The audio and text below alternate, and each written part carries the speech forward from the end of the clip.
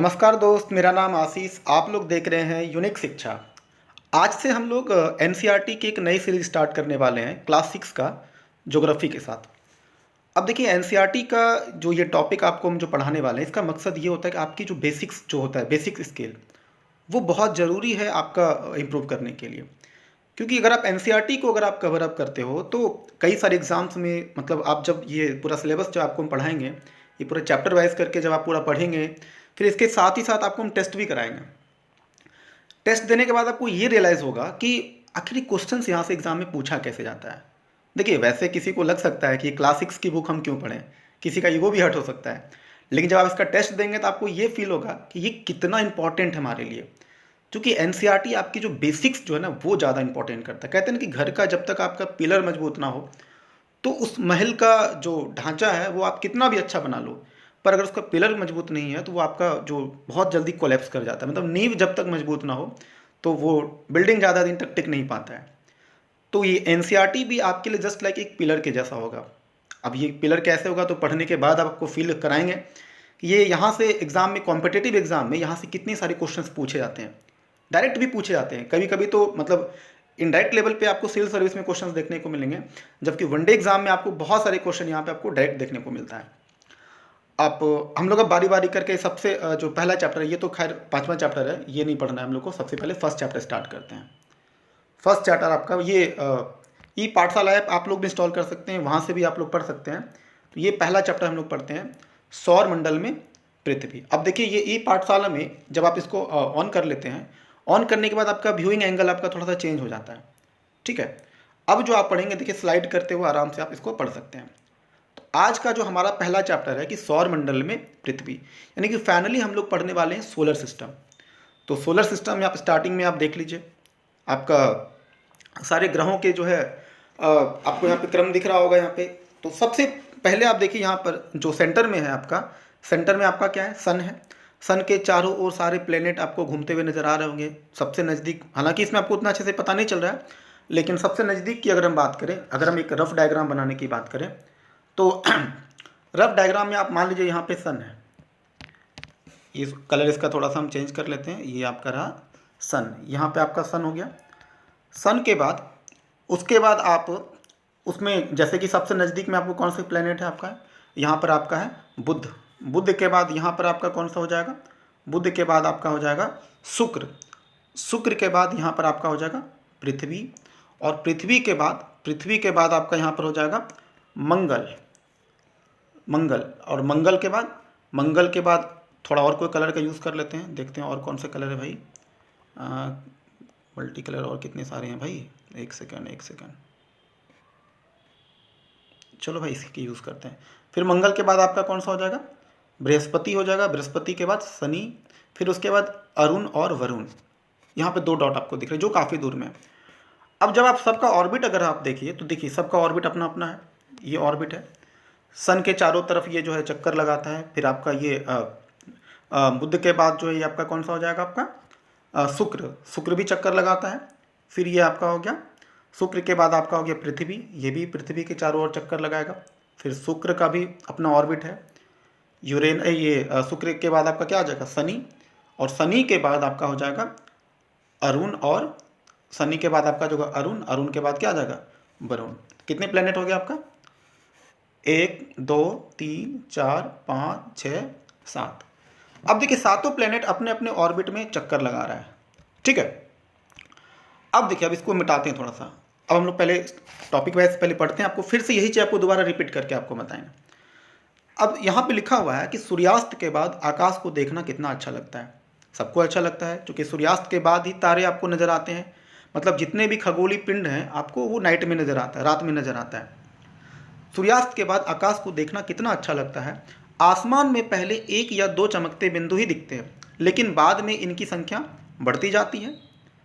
दरअसल देखो, संख्या क्यों बढ़ेंगे, मतलब कि आकाश में पिंड तो उतना ही होता है, लेकिन सूर्य के प्रकाश की वजह से वो सारे प्लेनेट नज़र नहीं आते, वो सारा पिंड नज़र नहीं आता, तारे नज़र नहीं आते हैं, चांद नज़र नहीं आता है।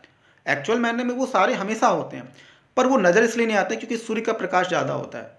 और जब सूर्य का प्रकाश ज़्यादा होगा तो वो प्लेनेट नज़र आएगा नहीं, वो सारे कोई भी पिंड नज़र नहीं आएगा। आप उनकी गणना नहीं करते हैं। सही बात है, इतने सारे पिंड है कि आप काउंट नहीं कर पाओगे आराम से। संपूर्ण आकाश छोटी छोटी चमकदार, एक काम करते हैं यहाँ पर आपको हाईलाइट भी करते चलेंगे ताकि आपको पता तो चलो एटलीस्ट हम किस पॉइंट पे हम पढ़ा रहे हैं। चलिए देखिए, कहता है आसमान में पहले एक या दो चमकते बिंदु ही दिखते हैं। बिल्कुल सही बात है, लेकिन बाद में इसकी संख्या क्या हो जाती है, बढ़ती जाती है। आप उनकी गणना नहीं कर सकते हैं। संपूर्ण आकाश छोटी छोटी चमकदार वस्तुओं से भर जाता है। इनमें से कुछ चमकीले होते हैं एवं कुछ धुंधले से प्रतीत होते हैं, मानो आकाश में हीरे जड़े हों। अब देखिए सिंपल बात समझिए कि कोई तारा आपको चमकीला ज़्यादा नजर आता है और कोई तारा आपको धुंधला नजर आता है। इसका रीज़न क्या है? इसका ये रीज़न है कि जो तारा सबसे दूर होगा, जो तारा आपसे काफ़ी दूर होगा, निश्चित रूप से वो आपका उसका लाइट जो है वो काफ़ी धुंधला नजर आएगा। और जो तारे आपके पृथ्वी से नज़दीक होगा वो तारा आपको क्या दिखेगा, ज़्यादा चमकता हुआ दिखता है। अब एक सवाल यहाँ पर यह भी जनरेट होता है कि आखिर वो जो तारे टिमटिमाते हैं, तो तारों का टिमटिमाने का रीज़न क्या है? तारे क्यों टिमटिमाते हैं? तो देखिए आप सिंपल समझिए, जब प्रकाश एक माध्यम से दूसरे माध्यम में इंटर करता है, सभी को पता है, हम लोग बचपन में मतलब 9th-10th में हम लोग भी पढ़े थे कि जब प्रकाश एक माध्यम से दूसरे माध्यम में प्रवेश करता है तो उसका रास्ता बदल जाता है। जैसे अगर आपको एग्जांपल के तौर पे समझना हो तो देखिए आपको हम बताते हैं। जैसे ये देख समझिए, ये मान लीजिए प्रकाश, ये एक माध्यम, जैसे मान लीजिए यहाँ पर है एयर और दूसरा माध्यम मान लीजिए यहाँ पे वाटर। अब जब प्रकाश एक माध्यम से दूसरे माध्यम में, देखिए एक माध्यम मतलब एयर में, एयर से अभी प्रकाश एयर में है और जैसे ही ये एयर से वाटर में जाएगा तो देखो प्रकाश वैसे जाना था उसको बिल्कुल सीधा, लेकिन ये लाइट बिल्कुल सीधा ना जा करके ये लाइट क्या होता है, इधर हल्का सा मुड़ जाता है। इसका मुड़ने का रीज़न क्या है? मुड़ने का रीज़न ये है कि चूंकि प्रकाश जो है अलग अलग माध्यम में प्रकाश का स्पीड अलग, मतलब कि लाइट का स्पीड अलग अलग होता है। नॉर्मली लाइट का स्पीड हम लोग क्या जानते हैं, नॉर्मली लाइट का स्पीड कितना होता है? लाइट का स्पीड, पहले इसको मिटाते हैं, पहले एक सेकंड। हाँ, नॉर्मली जो है देखा जाए अगर लाइट का स्पीड जो है वो कितना होता है, 3 × 10⁸ मीटर पर सेकेंड। यानी इसको अगर आप किलोमीटर में कन्वर्ट करते हो तो कितना हो जाएगा, 3 लाख किलोमीटर प्रति सेकेंड। ये नॉर्मल लाइट मतलब वैक्यूम, मतलब निर्वात में जब भी प्रकाश चलेगी तो 3 लाख किलोमीटर प्रति सेकेंड की रफ्तार से चलती है। या अगर वायु में भी अगर प्रकाश चलेगी तो 3 लाख किलोमीटर प्रति सेकेंड की रफ्तार से चलता है, लेकिन नॉर्मल कंडीशन में। लेकिन जब यही वायु पानी के अंदर यही जो लाइट है जब पानी के अंदर इंटर करेगा तो इसका स्पीड क्या हो जाता है, कम हो जाता है। इसी प्रकार से जब ग्लास के अंदर इंटर करेगा तो इसका स्पीड क्या हो जाएगा, कम हो जाएगा। तो देखिए हम सभी जानते हैं कि जो हमारा पृथ्वी है, पृथ्वी के चारों ओर गैसों का आवरण है, एक लेयर ऑफ गैसेस कह सकते हैं। तो जब अंतरिक्ष से जब लाइट, वो तारों का जो रोशनी आता है, तो जब हमारे वायुमंडल में प्रवेश करता है तो प्रवेश करने के बाद वो लाइट अलग अलग जगह से मुड़ते जाता है, टिल्ट होते जाता है। और इसके वजह से एक तो पहला बात, वो तारा का जो लाइटिंग है वो आपको हल्का हल्का क्या नजर आता है, टिमटिमाता हुआ नजर आता है। तो कहीं ना कहीं आप, जैसे इसको कहते हैं प्रकाश का अपवर्तनांक अपवर्तन बोलते हैं, सॉरी अपवर्तनांक नहीं बल्कि अपवर्तन। अपवर्तन का मतलब क्या होता है कि जब प्रकाश एक माध्यम से दूसरे माध्यम में इंटर करता है तो उसमें पथों का विचलन होता है, मतलब उसका जो रूट होता है कुछ ना कुछ क्या होता है, डाइवर्ट होता है। तो इसको हम क्या कर सकते हैं, इसको कहते हैं प्रकाश का अपवर्तन। अपवर्तन मतलब क्या, रिफ्रैक्शन। दो वर्ड होता है, प्रकाश के साथ दो घटनाएं होगी, या तो प्रकाश का परावर्तन होता है या तो प्रकाश का अपवर्तन होता है। परावर्तन कब होगा, जब लाइट आएगा और किसी चिकनी सतह पर आएगा और वो रिफ्लेक्ट कर जाता है। तो जब यह रिफ्लेक्ट यानी परावर्तन हो रहा है, क्योंकि वहां पर जो प्रकाश आया तो वहां पर एक चिकना सतह मिला, प्लेन सरफेस मिला, प्लेन या स्मूथ सरफेस उसको कहिए। तो जितना चिकना सतह होगा लाइट का रिफ्लेक्शन उतना अच्छा होगा। और अगर ही कोई सरफेस चिकना ना हो, खुरदरा हो, तो वो क्या करेगा, लाइट को एब्जॉर्ब करेगा। और अगर वो ट्रांसपेरेंट होगा तो लाइट को क्या करेगा, इंटर करेगा। जैसे मान लीजिए ग्लास है, तो ग्लास में क्या होता है, तो जैसे लाइट आया, प्लेन ग्लास है वो जिसमें हम चेहरा देखते हैं वो वाला ग्लास की बात हम नहीं कर रहे हैं, नॉर्मल ट्रांसपेरेंट ग्लास है जो हम लोग खिड़की वगैरह में लगाते हैं। तो देखते हैं खिड़की की तरफ से लाइट में एंट्री करता है, तो जब प्रकाश एक माध्यम से वहां से आई तो ग्लास के अंदर इंटर करते हुए जाएगा, तो यहाँ पर क्या हो, प्रकाश का बार बार क्या हो रहा है, रिफ्रैक्शन होता है। क्या होता है, रिफ्रैक्शन। तो तारों का चमकना भी एक तरह से, हालांकि तारों का टिमटिमाना एक अपवर्तनांक भी एक वजह है, और दूसरा एक होता है प्रकीर्णन, प्रकाश का प्रकीर्णन। तो तो अब थोड़ा सा समझते हैं पहले प्रकाश का प्रकीर्णन क्या होता है। आप एकदम आराम से समझिएगा, इसको कहते हैं स्कैटरिंग, प्रकीर्णन। एक सेकंड, थोड़ा सा इसमें प्रकाश का प्रकीर्णन क्या होता है। प्रकीर्णन, प्रकीर्णन, प्रकीर्णन जिसको इंग्लिश में क्या बोलते हैं, स्कैटरिंग, स्कैटरिंग, स्कैटरिंग, स्कैटरिंग। अब देखिए प्रकाश का जो प्रकीर्णन होता है वो क्या होता है, आपने गौर किया है मतलब। अच्छा वैसे एक लाइन पहले आपको समझा देते फिर आपको हम एग्जांपल के साथ समझाते हैं। प्रकाश का प्रकीर्णन होता है जब कोई धूल का बारीक कण, यानी कोई भी पार्टिकल, कोई भी पार्टिकल जब प्रकाश को चारों तरफ परावर्तन करता हो, रिफ्लेक्ट करता हो। प्रकाश देखो कोई भी चीज पर अगर लाइट पड़ रहा है उसका काम है रिफ्लेक्शन करना। तो मान लो जैसे धूल का जो कण होता है, डस्ट का जो पार्टिकल होता है, डस्ट पार्टिकल पर जब कोई लाइट पड़ता है तो आप देखते हैं चारों तरफ वो लाइट फैल जाता है, क्योंकि रिफ्लेक्शन क्या होता है, चारों तरफ हो रहा है आपका। मतलब कि वो जो धूल के डस्ट, मतलब डस्ट का जो पार्टिकल है, जिस जिस पार्ट पे उसका लाइट पड़ता है अब वो चारों तरफ से क्या करता है, उसको रिफ्लेक्ट करता है। और इसी वजह से आप देखते होंगे, जैसे एग्जांपल के तौर पर अगर इस बात को समझना चाहें तो जैसे मान लीजिए कोई कमरा है और कमरे में जो लाइट एंटर करता है, देखते हो वो पुराने ज़माने में जो फूस वाला झोपड़ी का जो घर होता था तो उसमें क्या होता था कि जब वो लाइट आप वो जो लाइट जो आता था उसमें छोटे छोटे धूल के कण तैर रहे होते थे। तो वो जो धूल का कण आपको तैरता हुआ जो दिख रहा है एक्चुअल में उसी के वजह से कमरे के बाकी चीज जो आपको दिख पा रहा है, आसपास का जो पूरा कमरा दिख रहा है थोड़ा बहुत, वो उसी लाइट का रिफ्लेक्शन का कमाल है, क्योंकि वो धूल कण की वजह से क्या हो रहा है, लाइट का रिफ्लेक्शन होता है। तो तारों का टिमटिमाना अगर देखा जाए तो कहीं ना कहीं तारा से लाइट आया, अच्छा वायुमंडल में बहुत सारे धूल कण हैं तो कहीं ना कहीं वो धूल कण भी तारों की रोशनी को क्या करेगा, इधर उधर रिफ्लेक्ट करेगा। और रिफ्लेक्ट करने की वजह से भी वो थोड़ा सा आपको टिमटिमाता हुआ नजर आएगा। टिमटिमाना मतलब क्या होता है, डिम जैसा, मतलब कभी डिम हो गया कभी हाई हो गया, मतलब भुक भाग करना समझ लीजिए। तो टिम टिम का मतलब क्या होता है, कभी तेज लाइट दिखेगा कभी आपको हल्का सा लाइट डिम दिखेगा। अच्छा ये तो आपका हुआ प्रकीर्णन। अच्छा अपवर्तन का मतलब बताएं, अपवर्तन, रिफ्रैक्शन, कि जब लाइट आता है तो वायुमंडल में कई जगह पर वो इंटर कर रहा है तो वो लाइट रिफ्रैक्ट कर रहा है पूरा, तो पूरी तरह से रिफ्रैक्शन हो रहा है वहाँ पे, क्योंकि लाइट का स्पीड वहाँ पर क्या हो जाता है, कम हो जाता है। तो कहीं ना कहीं तारों का टिमटिमाने का जो वजह होता है वो दोनों ही वजह आप मान सकते हो उसमें, एक तो आपका प्रकाश का अपवर्तनांक भी है और दूसरा क्या है, प्रकीर्णन भी है। हालांकि इस चीज़ में प्रकीर्णन हो या अपवर्तनांक हो, जब फिजिक्स पढ़ाएंगे वहाँ पर आपको और ज़्यादा अच्छे से डिटेल में बताएंगे। ठीक है, तो हम लोग पहले करते हैं, आगे बढ़ते हैं इसको। अब देखिए इसमें कहाँ तक पढ़े थे अभी हम लोग, ये यहाँ तक हो, देखिए तो कुछ जो है जिनमें से कुछ चमकीले होते हैं एवं कुछ धुंधले होते हैं। ठीक है, ऐसा प्रतीत होता है कि मानो आकाश में हीरे जड़े हों। इनमें से कुछ टिमटिमाते हुए प्रतीत होते हैं, लेकिन अगर आप उनको ध्यान से देखेंगे तो आप पाएंगे कि इनमें से कुछ की टिमटिमाहट अन्य से अलग है। सीधी सी बात है कि जो तारे हमसे ज़्यादा दूर है तो उनका लाइटिंग थोड़ा सा डिम होगा, और जो थोड़ा नज़दीक है उसका लाइटिंग क्या होगा, थोड़ा सा अच्छा होगा। ये बिना किसी टिमटिमाहट के चंद्रमा के समान चमकते हैं, मतलब वो चूंकि इतना दूर है कि उनका टिमटिमाना पता भी नहीं चल पाता है आपको। आगे देखिए क्या कहता है, आओ कुछ करके सीखें। अब देखिए एक्सपेरिमेंट, देखिए एनसीईआरटी की यही बात है। एनसीईआरटी आपको किस, एनसीईआरटी की जो भाषा होती है ना वो ऐसा होता है कि मानो आपको वो समझाने का प्रयास कर रहा है। बाकी किताब और एनसीईआरटी में सबसे बड़ा डिफरेंस ये होता है कि बाकी किताब इस भाव से लिखता है कि ये देख लो भाई हमने लिखा और दम है तो आप समझ के दिखाओ। और जबकि एनसीईआरटी की भाषा क्या है कि भाई हम आपको लिखते हैं समझाने के लिए, समझ मतलब आपको समझाने के भाव से ये लिखता है। अब बाकी राइटर क्या है कि भाई समझना तेरा टेंशन, अपना जैसे समझना है समझो, हमने तो लिख दिया। तो ये फर्क हो जाता है एनसीईआरटी और बाकी दूसरे मतलब जो राइटर के बुक में फर्क हो जो होता है। एनसीईआरटी को बिना किसी टीचर से भी पढ़ सकते हो, वो तो थोड़ा चूंकि कॉम्पिटिटिव परसेप्शन से आप पढ़ रहे हैं इसलिए कभी कभी आपको डिटेलिंग हम ज़्यादा देते जाते हैं, वरना आप अगर चाहते तो खुद से भी आराम से पढ़ के इसको आप समझ सकते हैं। हम भी क्या कर रहे हैं, आपको लाइन बाय लाइन पढ़ा रहे हैं, आपको समझाने का सिर्फ प्रयास कर रहे हैं, बाकी उतना बार आपका बेसिक ठीक ठाक है ही कि आप समझ सकते हैं मेरी बात को। तो चलिए हम देखते हैं, आगे बढ़ते हैं।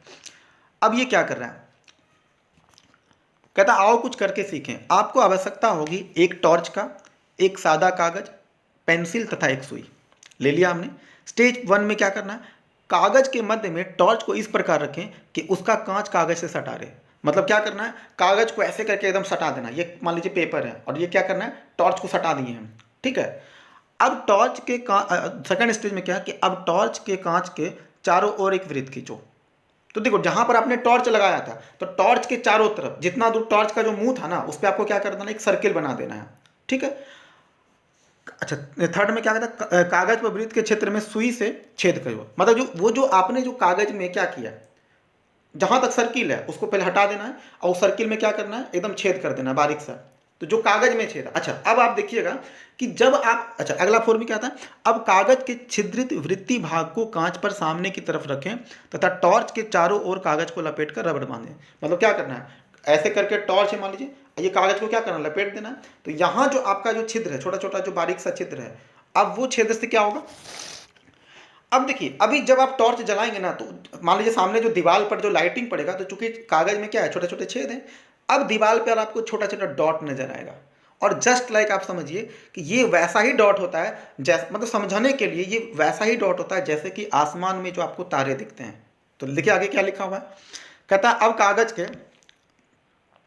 एक सेकंड रुकिए, एक सेकंड, हाँ, कहता है कि अब कागज के छिद्रित भाग को कांच पर सामने की तरफ रखे तथा टॉर्च के चारों ओर कागज को लपेट कर रबड़ बंद लगा दें। ठीक है, ध्यान रखें कि टॉर्च की स्विच को कागज के बाहर, ध्यान रखना भाई, स्विच दबाना है तो वो थोड़ा सा बाहर रखना है, कागज में नहीं लपेटना उसको।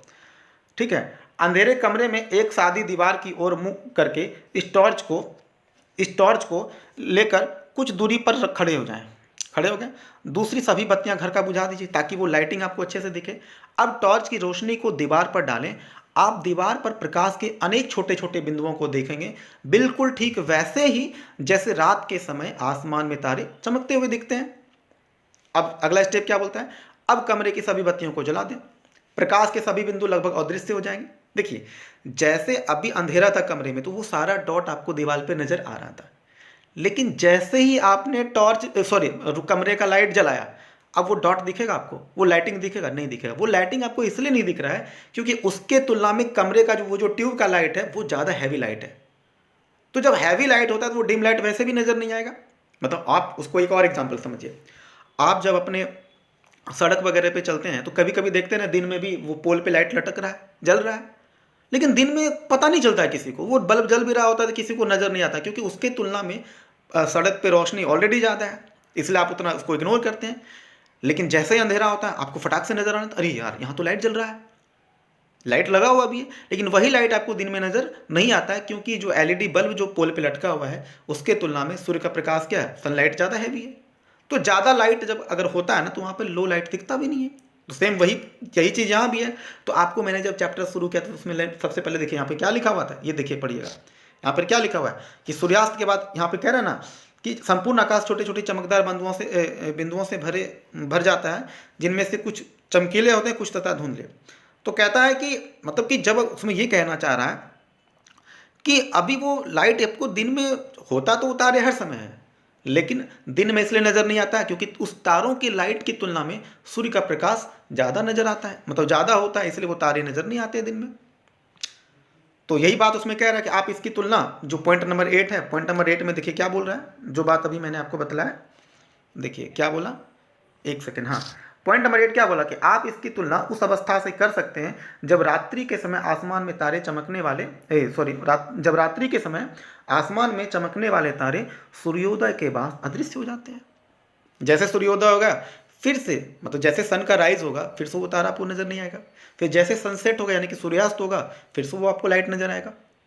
यहाँ तक क्लियर है, आगे बढ़ते हैं हम लोग। ठीक है, अब आगे कहता है कि इन चमकीली वस्तुओं के साथ आप लगभग प्रतिदिन चंद्रमा को भी देखते हैं, तारों के साथ साथ चंद्रमा को भी नजर आते हैं। यह अलग अलग समय पर अलग आकार तथा अलग स्थितियों में दिखाई पड़ता है।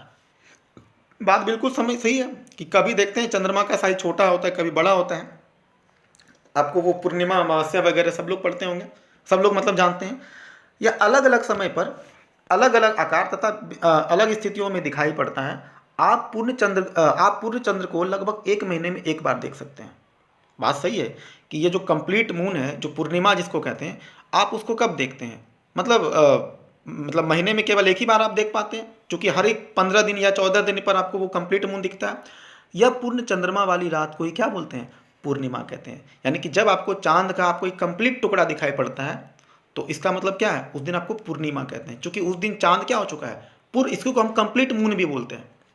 15 दिन के बाद आप इसे नहीं देख सकते हैं, क्योंकि 15 दिन के बाद आपको क्या हुआ, जैसे देखिए एक दिन आपको पूर्णिमा दिखा तो धीरे धीरे चांद का साइज क्या होता जाता है, छोटा होता है। ये क्यों छोटा होता है हम लोग आगे चल के पढ़ेंगे हम लोग। ठीक है, कहता है कि यह नए चंद्रमा की रात्रि या अमावस्या होती है, मतलब 15 दिन के बाद फिर आपको वो चांद बिल्कुल नजर नहीं आएगा, क्योंकि तब क्या हो जाता है, अमावस्या हो जाती है। ऐसी रात में अगर आसमान साफ हो तो आप आसमान का अवलोकन अच्छी तरह से कर सकते हैं। तो देखिए, अगर आपको आसमान में अगर आपको तारा को अगर अच्छे से देखना हो, सबसे साफ तारा कब नजर आएगा, जब रात में चांद भी नहीं उगा होगा, क्योंकि चांद का लाइट भी डिस्टर्ब करता है तारों के लाइट को। तो जब आसमान में चांद भी नहीं होगा, कब होगा ऐसा, अमावस्या में। तो अमावस्या में आपको तारा एकदम क्लीन नजर आएगा, सारे तारे आपको एकदम आसमान पूरा भरा हुआ नजर आएगा, जबकि पूर्णिमा के दिन में उतना तारा आपको नजर नहीं आता है। तो क्या आपको इस बात पर आश्चर्य नहीं होता कि हम दिन के समय चंद्रमा एवं इन सभी छोटी चमकीली वस्तुओं को क्यों नहीं देख पाते हैं? वो तो मैंने आपको बताया, क्योंकि दिन के समय हम इसलिए नहीं देख पाते हैं क्योंकि सूर्य का प्रकाश क्या होता है, ज़्यादा होता है, और बाकी जो पिंड का लाइट कम होता है। ऐसा इसलिए है क्योंकि सूर्य के अत्यधिक तेज प्रकाश के कारण रात के समय चमकने वाली वस्तुओं को हम दिन में नहीं देख पाते हैं। वही बात जो मैंने आपको बताया। अब आगे देखिए, कहता है कि सूर्य चंद्रमा, हाँ, आगे कह रहा है कि सूर्य चंद्रमा तथा वे सभी वस्तुएं जो रात के समय आसमान में चमकती है उसको क्या कहते हैं, खगोलीय पिंड कहते हैं। ध्यान रखिए, एकदम इस चीज को एकदम नोटिस कीजिएगा, खगोलीय पिंड किसको कहते हैं, सूर्य, चंद्रमा तथा वे सभी वस्तुएं जो रात के समय आपको आसमान में दिखता है, इवन यहां तक कि पृथ्वी भी, चूंकि पृथ्वी भी ग्रह है। तो ये सभी ग्रह जो भी आपको आसमान में नजर आता है, सभी को क्या बोलते हैं, खगोलीय पिंड कहते हैं। ये कीवर्ड है, इसको आप एकदम पकड़ के रखिएगा, क्योंकि अभी जब आपको टेस्ट, अभी आपको जो इसी वीडियो में लास्ट में, आप चूंकि वीडियो को आप देखते चलिएगा, लास्ट में देखिएगा इसका हम टेस्ट सीरीज भी आपको कराएंगे, मतलब टेस्ट भी लेंगे, आप देखिएगा वहां पर ये कैसे क्वेश्चन बनता है। आगे देखिए क्या कहता है, कहता कुछ खगोलीय पिंड बड़े आकार वाले होते हैं तथा गर्म होते हैं। अब कुछ क्या होते हैं, अच्छा, ये गैसों से बने होते हैं, चूंकि वो काफ़ी गर्म होते हैं तो चारों तरफ गैसों के छल्ले होते हैं। इनके पास अपनी उष्मा तथा प्रकाश होते हैं। ध्यान से देखिएगा, हम किसकी बात कर रहे हैं, उष्मा यानी हीट, और दूसरा कितना, लाइट, मतलब लाइट तो आप जान ही रहे हैं, जिसके वजह से हम लोग देख पाते हैं। तो पिंड के पास अगर अपना हीट है, उष्मा है, तो लाइट होगा, तभी तो हीट होगा उसके पास, जिसे वे बहुत बड़ी मात्रा में उत्सर्जित करते हैं। इन खगोलीय पिंडों को ही क्या कहते हैं, तारा बोलते हैं। तो तारों की पहचान आप किस चीज से करोगे, वैसा पिंड जिसके पास अपना हीट हो और लाइट हो, यानी उष्मा हो और प्रकाश हो, उसको क्या बोलते हैं, तारा बोलते हैं। तो सूर्य भी एक प्रकार का क्या है, तारा है, क्योंकि सूर्य के पास भी अपना हीट है, क्योंकि मतलब लाइट है, तो लाइट के पास, लाइट में हीट होगा ही होगा, जबकि चांद के पास ना अपना लाइट है ना चांद के पास अपना हीट है। जब लाइट ही नहीं तो हीट कहां से होगा। तो आसमान में जितने भी तारे दिखता है उसका मात्र एक भाग आपको सूर्य है। सोच के देखिए, हम लोग एक सोलर मंडल में रहते हैं जिसमें हम कई सारे ग्रहों से हम लोग घिरे हुए हैं, मतलब हमारा जो सोलर फैमिली है उसमें 8 प्लेनेट है और एक तारा है जिसको सूर्य बोलते हैं। तो आसमान में आपको इतने सारे तारे दिखते हैं, इसका मतलब सभी के पास कुछ ना कुछ आपको प्लेनेट देखने को मिलेगा। मतलब अभी ज़्यादा जानकारी नहीं है सारे मतलब तारों के बारे में, लेकिन अभी तो इस सोलर फैमिली के बारे में हम लोगों के पास पर्याप्त जानकारी है। हालांकि वैज्ञानिक की जो टीम होती है वो प्रयास कर रही है, बाकी जो भी दूसरे दूसरे प्लेनेट का भी रिसर्च चल रहा है हम लोगों का। तो फिर कल के डेट में कोई नया सूर्य के बारे में पता चलेगा, उसके कौन कौन से मतलब प्लेनेट वगैरह है, वो सब चीज़ भी हम लोग देखेंगे, वो तो बात का विषय है, रिसर्च होगा तब जानेंगे हम लोग। अब समझिए, कहता रात के समय चमकते हुए अनगिनत तारे सूर्य के समान ही है। मतलब रात में आपको जितना तारा दिखने को मिल रहा है वो सभी क्या है, अपने आप में सूर्य ही तो है, लेकिन हमसे बहुत अधिक दूर होने के कारण हम लोग उनकी उष्मा या प्रकाश को महसूस नहीं करते हैं। चूंकि बहुत ज़्यादा दूर है तो उसका लाइट हम लोगों पे कोई फर्क नहीं पड़ता है। चूंकि एक तारा चूंकि बहुत नज़दीक है, जिसको क्या बोलते हैं, सूर्य बोलते हैं। कहता है तथा वे अत्यंत छोटे छोटे दिखाई पड़ते हैं। छोटे तो इसलिए दिखाई पड़ते हैं ना वो, क्योंकि बहुत ही दूर होते हैं। अब देखिए, हाँ, एक सेकेंड, फिर से कलर चेंज कर लेते हैं भाई। हाँ, कहता आपने अवश्य ध्यान दिया होगा कि कुछ दूरी से देखने पर सभी वस्तुएं छोटी दिखाई पड़ती है। सीधी सी बात है, जो कोई भी वस्तु अगर आपका नज़दीक है तो वो बड़ा दिखेगा, लेकिन अगर कोई वस्तु दूर है तो क्या दिखेगा, छोटा नजर आएगा। अत्यधिक ऊंचाई पर उड़ रहा हवाई जहाज, अत्यधिक ऊंचाई पर उड़ रहा हवाई जहाज कितना छोटा दिखाई पड़ता है, छोटा इसलिए दिखाई पड़ता है क्योंकि वो काफ़ी दूर होता है। अब देखिए नीचे एक फिगर आउट क्या दे रखा है, एक सेकंड, हाँ, अब देखिए नीचे आपको एक तारा यहाँ पर दिखा रहा है, ध्रुव तारा। मतलब अब ये एक स्टार है, देखिए इसमें कई सारे स्टार दिख रहे हैं। ध्रुव तारे को कैसे पहचानेंगे वो हम अभी आगे चल के पढ़ने वाले हैं। ये दरअसल एक अर्सा मेजर का एक भाग है। ये जो सप्तऋषि जिसको कहते हैं ना, ये जो 7 तारों का एक समूह है। ये जो 7 तारा दिख रहा होगा ना आपको, दिख रहा है ना भाई? हाँ देखो, ये जो 7 तारों का समूह है, 1 2 3 4 5 6 और 7, इस 7 तारों के समूह को हम लोग क्या कहते हैं? सप्तऋषि कहते हैं। और दरअसल ये है क्या? तारों का एक ढांचा ही तो है, एक अलग अलग शेप में तारा अरेंज किया हुआ है। तो ये तारा आपको दिख रहा है क्वेश्चन मार्क के जैसा दिख रहा है। अब इसमें जो लास्ट का जो 2 स्टार आपको दिख रहा है, इसके सीध में जब आप देखिएगा इसको मिला करके, तब आपको ये ध्रुव तारा नजर आएगा। पुराने जमाने में तो इसी, चूंकि ये ध्रुव तारा हमेशा उत्तर दिशा में होता है, तो हमारे प्राचीन समय में इसी ध्रुव तारा को देख करके दिशा का ज्ञान की प्राप्ति होता था। ठीक है, अभी इसके बारे में आगे हम और चर्चा करने वाले हैं। ठीक है, अब देखिए सप्तऋषि एवं ध्रुव तारा के बारे में था। अब कुछ रोचक तथ्य देखिए, इंपॉर्टेंट फैक्ट, इंटरेस्टिंग फैक्ट। जैसे बृहस्पति, शनि तथा यूरेनस के चारों ओर छल्ले हैं। देखिए वो जो प्लेनेट, जो बाकी अभी प्लेनेट और भी पढ़ने वाले डिटेल में, आप देखिएगा बृहस्पति के पास, शनि के पास, और जो यूरेनस है, यूरेनस मतलब जो अरुण ग्रह के बारे में बोले, इन सभी के चारों ओर छल्ले हैं। जस्ट लाइक छल्ला, इस तरह का आप समझिए इसको ऐसे। जैसे ये मान लीजिए कि आपका प्लेनेट हो गया, ये क्या है? हमारा प्लेनेट है। अब इस प्लेनेट के चारों तरफ जो आपको ये जो आपको छल्ला दिख रहा है, इस तरह का छल्ला, ये जो छल्ला आपको गैसों का चारों तरफ का जो दिख रहा है, ये दरअसल क्या है? ये छल्ला जो आपको दिख रहा है, कहता है बृहस्पति, शनि तथा यूरेनस के चारों ओर छल्ले हैं। ये छल्ले विभिन्न पदार्थों के असंख्य छोटे छोटे पिंडों से बनी पट्टियां हैं। मतलब छोटा छोटा वहां पर कोई टुकड़ा है, और वो टुकड़ा चारों तरफ बार बार उस ग्रह का चक्कर लगा रहा है। पृथ्वी के इन छल्लों को शक्तिशाली दूरबीन की सहायता से आप देख सकते हैं। मतलब नॉर्मली आपको वो जो गैस का पट्टी है वो नजर नहीं आएगा, लेकिन किसी दूरबीन की सहायता से आप उसको इजीली आप देख सकते हैं। आगे देखिए क्या कहता है। कहता है रात्रि में आसमान की ओर देखते समय आप तारों के विभिन्न समूह द्वारा बनाई गई विविध आकृति को देख सकते हैं। अभी एक आकृति हम लोगों ने देखा था ना, जो अभी सप्तऋषि वाला देखे थे, तो इसको कहते हैं नक्षत्र मंडल। इसको क्या बोलते हैं? नक्षत्र मंडल। देखिए रात्रि में आसमान की तरफ आप तारों को अलग अलग शेप में देखिएगा, कहीं पे क्वेश्चन मार्क है, कहीं पे स्क्वायरिस के फॉर्म में है, तो अलग अलग डिजाइन में तारा अपने आप को अरेंज किया हुआ है, प्राकृतिक रूप से अरेंज। वो कोई करने नहीं गया, बल्कि वो प्राकृतिक रूप से अरेंज किया हुआ है। उसी को क्या बोलते हैं? नक्षत्र मंडल।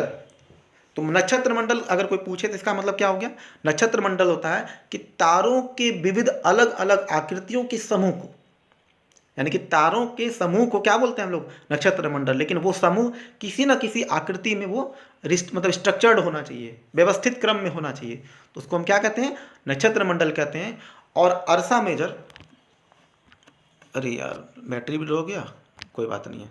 देखिए और आगे कहता है कि अर्सा मेजर, हाँ अर्सा मेजर या बिग बियर इसी प्रकार का एक नक्षत्र मंडल है। एक नक्षत्र मंडल का हम लोग नाम याद रखते हैं जिसको क्या बोलते हैं? अर्सा मेजर या बिग बियर इसी प्रकार का एक नक्षत्र मंडल है। बहुत आसानी से पहचान में आने वाला नक्षत्र मंडल है, क्योंकि आप इसको आराम से देख सकते हैं। सप्तऋषि जिसकी हम बात अभी कर रहे थे, सप्तऋषि सप्तऋषि सप्तऋषि यानी कि यानी कि ये जो सप्तऋषि यानी कि 7 तारों का जो समूह होता है, यह ऋषि संत यह 7 तारों का समूह है, जो कि नक्षत्र मंडल अर्सा मेजर का एक हिस्सा है। मतलब अर्सा मेजर में कई प्रकार का डिजाइनिंग है, उसमें से एक डिजाइनिंग है जिसका नाम क्या है? सप्तऋषि है। मतलब अर्सा मेजर के पास कई प्रकार का अलग अलग डिजाइन का समूह होगा, उसमें से केवल हम एक समूह के बारे में जानते हैं जिसको क्या बोलते हैं? सप्तऋषि बोलते हैं। तो बहुत आसानी से पहचान में आने वाला नक्षत्र मंडल है। यह 7 तारों का समूह है जो कि नक्षत्र मंडल अर्सा मेजर का भाग है। अपने परिवार या पड़ोस में किसी बड़े व्यक्ति को कहिए कि वह आपको आसमान में और अधिक तारों, ग्रहों तथा नक्षत्र मंडल को दिखाएं। भाई आप लोग तो ऑलरेडी अब बड़े हो चुके हो, अब जो छोटे बच्चे देख रहे होंगे उनको तो भाई चलो बड़े आदमी का ज़रूरत है, लेकिन जो अभी बड़े हो चुके हैं वो तो खुद ही देख सकते हैं, वो देखे भी हैं। अब कहता है कि प्राचीन समय में लोग रात्रि में दिशा का निर्धारण तारों की सहायता से करते थे। आपको मैंने बताया ना कि वो जो ध्रुव तारों को जो क्वेश्चन मार्क के माध्यम से जो दिखाते थे, यहाँ देखिए ध्रुव तारा। अब ये ध्रुव तारा का जो लास्ट वाला जो 2 तारा है, उसी 2 तारा के सीध में हम ध्रुव तारा को हम लोग देखते थे, तो पता चल जाता था अच्छा अभी हम लोग उत्तर दिशा के उधर है। तो एक दिशा अगर पता चल जाएगा तो दूसरा दिशा ऑटोमेटिक निकल जाएगा, क्योंकि अगर उधर उत्तर है तो उसके अपोजिट में क्या होगा? दक्षिण होगा। तो फिर सामने क्या होगा? पूर्व, और जो पीछे है वो क्या हो जाएगा? पश्चिम हो जाएगा। तो चारों दिशा को हम एक दिशा का अगर आपको पता चल जाएगा ना, बाकी चारों दिशा के बारे में मतलब जानकारी प्राप्त करना कोई बड़ी बात नहीं है। चले हम लोग कहाँ थे, हाँ ठीक है। तो क्या बोल रहा है इसमें, इसमें कह रहा है कि प्राचीन समय में लोग रात्रि में दिशा का निर्धारण तारों की सहायता से करते थे। उत्तरी तारा या उत्तर दिशा को बताता है, सही बात है, उत्तरी तारा किसको बताता है, उत्तर दिशा को बताता है, और इसे ध्रुव तारा भी कहा जाता है। इसको क्या बोलते हैं, ध्रुव तारा कहते हैं। यह आसमान में हमेशा एक ही स्थान पर रहता है। हम सप्तऋषि की सहायता से ध्रुव तारों की स्थिति को हम लोग जान सकते हैं। चित्र 1.1 में आप देखेंगे कि यदि सप्तऋषि मंडल के संकेतक तारों को आपस में मिलाते हुए एक काल्पनिक रेखा खींची जाए एवं उसे आगे की ओर बढ़ाया जाए तो यह ध्रुव तारे की ओर इंगित करता है। वही काल्पनिक रेखा जो भी जस्ट हम आपको बताए, यहाँ वाला ये क्या है, ये जो लाइनिंग आपको दिख रहा है, ये जो लाइनिंग आपको यहाँ पर दिख रहा है, ये क्या है, यही तो है काल्पनिक। ये कोई लाइन थोड़ी होता है, दरअसल ये इमेजनरी लाइन है, मान के चलते इस तरह से। तो इस सीधाई के वजह, मतलब कि स्ट्रेट लाइन की वजह से आप उस तारे को आसानी से खोज पाते हैं। ठीक है, यह आसमान में हमेशा एक ही स्थान पर रहेगा, सीधी सी बात है, तारा है तो एक ही जगह पर स्थिर होगा। यह आसमान में हमेशा एक ही स्थान पर रहता है। हम सप्तऋषि की सहायता से ध्रुव तारे की स्थिति को हम जान सकते हैं, चित्र में आप देख भी सकते हो। ठीक, ये तुम्हारा हो गया। अब यहाँ से हम लोग को पढ़ना है, कहाँ चला गया भाई, हाँ यहाँ से, एक सेकेंड भाई, हाँ। कुछ खगोलीय पिंडों में अपना उष्मा एवं प्रकाश नहीं होता है, वे तारों के प्रकाश से प्रकाशित होते हैं। इसको क्या बोलते हैं, ग्रह कहते हैं। तो किसी भी ग्रह के पास अपना लाइट होगा, बिल्कुल नहीं लाइट है, ना अपना लाइट है ना अपना हीट होगा। लाइट नहीं है तो होगा तो हीट भी नहीं होगा। तो ग्रह किसको कहते हैं, ग्रह उस पिंड को कहते हैं जिसके पास ना अपना लाइट हो और ना उसके पास अपना एनर्जी हो।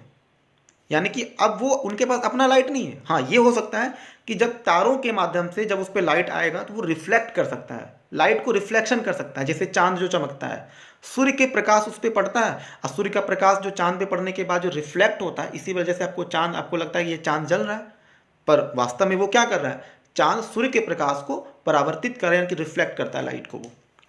ठीक है, अब देखिए जो ग्रह शब्द बना, जिसको इंग्लिश में आप लोग प्लेनेट बोलते हैं, यह ग्रह जिसे अंग्रेजी में प्लेनेट कहते हैं, यह ग्रीक भाषा के प्लेनेटाई। देखिए ज़्यादातर आपको जो भी भाषा आपको ग्रीक में ही मिलेगा, क्योंकि ज़्यादातर साइंस वाइंस में काम वहीं पे ज़्यादा हुआ है, तो ग्रीक भाषा। तो देखिए ग्रीक भाषा, जिसको ग्रीक भाषा में एक वर्ड है प्लेनेटाई, यहाँ दिख रहा है प्लेनेटाई। प्लेनेटाई शब्द से बना है जिसका अर्थ होता है परिभ्रमक, अर्थात चारों ओर घूमने वाला। तो वैसा पिंड जो किसी का चारों ओर चक्कर लगाता हो उसको क्या बोलते हैं, ग्रह बोलते हैं। और ग्रहों का जो चारों तरफ चक्कर लगाएगा उसको क्या बोलते हैं, उसको बोलते हैं उपग्रह, यानी सैटेलाइट। हालांकि ग्रह को तो, जैसे ग्रह को आप क्या बोलते हैं, प्लेनेट, और जबकि उपग्रह को क्या बोलते हैं, सैटेलाइट बोलते हैं। तो सैटेलाइट हमेशा किसका चक्कर लगाएगा, किसी ना किसी प्लेनेट का चक्कर लगाएगा, जबकि प्लेनेट किसका चक्कर लगाएगा, प्लेनेट हमेशा लगाएगा किसका, अपने तारों का चक्कर लगाएगा। जस्ट लाइक आप ऐसे समझिए, जैसे मान लीजिए ये आपका सूर्य है, तो सूर्य के चारों ओर जो चक्कर लगा रहा है, सूर्य के जो चारों ओर चक्कर लगा रहा है वो क्या है, पृथ्वी। तो ये आपका सन है और ये आपका क्या है, प्लैनेट, एक ग्रह है पृथ्वी। अच्छा, पृथ्वी का भी तो चारों तरफ चक्कर लगा रहा है, पृथ्वी का चारों ओर चक्कर कौन लगा रहा है, चंद्रमा लगा रहा है। तो चंद्रमा क्या हो गया, चंद्रमा हो गया सैटेलाइट, और ये क्या है, अर्थ क्या हो गया, प्लैनेट। अब एक ही कलर की वजह से दिक्कत होगा। ये क्या है, चंद्रमा सैटेलाइट, ये क्या है हमारा अर्थ क्या है, प्लैनेट, और जबकि ये क्या है, स्टार। तो प्लैनेट किसी न किसी स्टार का चक्कर लगाएगा, जबकि जो उसका सैटेलाइट होता है, तो सैटेलाइट हमेशा किसका होगा, सैटेलाइट हमेशा किसी न किसी प्लैनेट का होता है। ठीक है, आगे बढ़ते हैं। तो हाँ, आगे कहता है कि पृथ्वी जिस पर हम रहते हैं वह भी क्या एक ग्रह है। यह अपना संपूर्ण प्रकाश एवं उष्मा सूर्य से प्रकाश प्राप्त करती है, जो पृथ्वी के सबसे नज़दीक का तारा है। समझ रहे बात को, पृथ्वी का सबसे नज़दीक का तारा कौन है, सूर्य। पृथ्वी को बहुत अधिक दूरी से, जैसे अगर आप चंद्रमा से देखते हो तो पृथ्वी को बहुत अधिक दूरी से जैसे चंद्रमा से देखने पर यह चंद्रमा की तरह ही चमकते हुए प्रतीत होता होगा। जैसे आज हम पृथ्वी पर हैं तो चांद को देखते हैं चमकता हुआ नजर आता है कि भाई ये गोला चमक रहा है। तो जस्ट लाइक जैसे आप चांद पे जाओगे तो पृथ्वी को जब आप देखोगे आपको लगेगा ये रिक्ति ये तो और बड़ा गोला है जो चमक रहा है, तो जस्ट लाइक वो भी आपको चांद के जैसा दिखेगा। लेकिन वास्तव में पृथ्वी के पास अपना प्रकाश होता ही नहीं, वो तो सूर्य का, देखिए जब सूर्य का रोशनी पृथ्वी पे पड़ेगा तो रिफ्लेक्शन के बाद जो चांद पे पड़ेगा तो वहाँ पर जो आदमी बंदा देखेगा तो कहेगा हाँ ये पृथ्वी भी चमकता है, जैसे चांद चमकता है वैसे पृथ्वी भी चमकता है। वो तो जब दूसरे ग्रह पे जाओगे तब पता चलेगा। ठीक है, आगे बढ़ते हैं। आसमान में दिखने वाला चंद्रमा क्या है? उपग्रह है। उपग्रह को मैंने बताया ना आपको, उपग्रह क्या होता है? सैटेलाइट होता है। यह हमारी पृथ्वी का सहचर है। सहचर मतलब जो उसके साथ रहता है उसको क्या बोलते हैं? सहचर बोलते हैं। तथा इसके चारों ओर चक्कर लगाता है। हमारी पृथ्वी के समान 7 अन्य भी ग्रह हैं जो सूर्य से प्रकाश एवं ऊष्मा प्राप्त करते हैं। उनमें से कुछ के पास अपना चंद्रमा भी है, कुछ के पास चंद्रमा है, कुछ के पास चंद्रमा नहीं है। जैसे अगर हम बात करें, बुध के पास अपना कोई मून है? बुध के पास अपना कोई मून नहीं है। बुध के बाद कौन आता है? शुक्र। शुक्र के पास भी अपना कोई सैटेलाइट नहीं है। जबकि पृथ्वी के पास एक सैटेलाइट है, वो कौन है? मून है। फिर उसके बाद मून के बाद पृथ्वी के बाद फिर आपका मंगल के पास है, फिर बृहस्पति के पास है, मतलब बाकी सारे ग्रहों के पास है। उसमें से शनि के पास अभी फिलहाल में वर्तमान में शनि के पास सबसे ज़्यादा ग्रह है। वो आप अपडेट करके आपको बता देंगे कितना है लगभग। अब देखिए सारे प्लेनेट आपको दे रखा है यहाँ पर। देखिए यहाँ पर आप देखिए सारे प्लेनेट का अवस्थिति जो शुरू में आपको मैंने बतलाया था। देखिए अब यहाँ पे सन है, फिर यहाँ पे देखिए यहाँ पर क्या है? मरकरी है। मरकरी के बाद क्या है? वीनस है। वीनस के बाद क्या? अर्थ है। अर्थ के बाद क्या है? मार्स। मार्स के बाद क्या है? जुपिटर। जुपिटर के बाद सैटर्न। सैटर्न के बाद यूरेनस। यूरेनस के बाद नेपच्यून। देखिए इसका सीक्वेंस याद रखिएगा एग्जाम में, मतलब आपको सीक्वेंस ध्यान रखना है कि कहेगा, कभी कभी पूछ देगा कि दूरी के अनुसार पृथ्वी कितने नंबर पर है। तो आप देख रहे हैं यहाँ पे दूरी के अनुसार पृथ्वी कितने नंबर पे है? 3 नंबर पे है, क्योंकि सबसे नज़दीक में कौन है?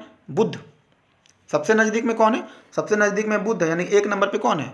बुध। फिर 2 नंबर पे क्या है? 2 नंबर पे शुक्र है। और 3 नंबर पे क्या है? पृथ्वी। 4 नंबर पे क्या है? मंगल। 5 नंबर पे क्या है? बृहस्पति। 6 नंबर पे क्या है? शनि। और 7 नंबर पे क्या है? यूरेनस। और 8 नंबर पे क्या है? नेपच्यून। पहले एक प्लूटो भी ग्रह हुआ करता था हम लोगों का, लेकिन उसको बाद में उसको ग्रह का दर्जा से हटा दिया गया। रीज़न ये था कि कहते हैं ना कि ग्रह का मतलब क्या है? जो सूर्य के चारों ओर चक्कर लगाता हो, जिसका अपना एक ऑर्बिट होना चाहिए, जो मतलब कि जिसका वृत्ताकार एक पथ होता है। मतलब वृत्ताकार नहीं, उसको दीर्घ वृत्ताकार पथ कहते हैं। लेकिन प्लूटो क्या करता था? वो कभी कभी दूसरे ग्रह का भी ऑर्बिट में चला आता था। तो इसीलिए उसको ग्रह का जो है, जो ग्रह का जो दर्जा होता है उससे बाहर कर दिया गया। अब वो हमारे प्लेनेट का फैमिली नहीं है, मतलब हमारे सोलर सिस्टम का उसको फैमिली नहीं माना जाता है। ठीक है, अब देखिए आगे देखिए। अब समझते हैं सौर मंडल के बारे में। थोड़ा सा आपको दिख गया सौर मंडल के बारे में थोड़ा सा। कहता है सूर्य 8 ग्रह, उपग्रह तथा कुछ अन्य खगोलीय पिंड जैसे क्षुद्र ग्रह एवं उल्का पिंड मिलकर सौर मंडल का निर्माण करते हैं। उसे हम सौर परिवार का नाम देते हैं, और जिसका मुखिया क्या है? जिसका मुखिया है सूर्य। अब देखिए सूर्य के बारे में क्या बोल रहे हैं। सूर्य सौर मंडल के केंद्र में स्थित है। यह बहुत बड़ा है एवं अत्यधिक गर्म गैसों से बना होता है। इसका खिंचाव बल इससे सौर मंडल को बांधे रखता है। अब हम लोग एक चीज़ पे फोकस कीजिए यहाँ पे। अब ये खिंचाव बल क्या होता है, यहाँ पे फोकस कीजिए। खिंचाव बल देखिए, जब कोई पिंड दूसरे पिंड को अपनी ओर आकर्षित करता है तो उसको क्या कहें? खींचना। तो खींचने वाला बल, यानी कि हर एक देखिए आप सिंपल समझिए कि हर एक जो जितने भी ऑब्जेक्ट हैं, जितना भी आपका पिंड है, सभी के पास कुछ ना कुछ गुरुत्वाकर्षण है। गुरुत्वाकर्षण तो डिपेंड करता है उसके साइज पे। क्योंकि पृथ्वी का साइज देखिए, पृथ्वी पे आपको जितने भी वस्तु दिखता है सब में ग्रेविटी है, लेकिन अर्थ में इतना ज़्यादा ग्रेविटी है कि बाकी सारे वस्तुओं को अपनी ओर खींच के रखता है। हम लोग सभी क्या है? पृथ्वी में चिपके हुए हैं। तो इसी तरह से सारे प्लेनेट के पास अपना अपना क्या होता है? ग्रेविटी होता है। सबके पास अपना अपना ग्रेविटी होता है। तो देखिए आप साइंस में पढ़े होंगे कि कोई भी ऑब्जेक्ट किसी दूसरे ऑब्जेक्ट का अगर चक्कर लगाता है तो 2 बल की वजह से लगाता है। पहला बल बोलते हैं अभिकेंद्री बल। बात को समझिएगा। पहला क्या बोलते हैं?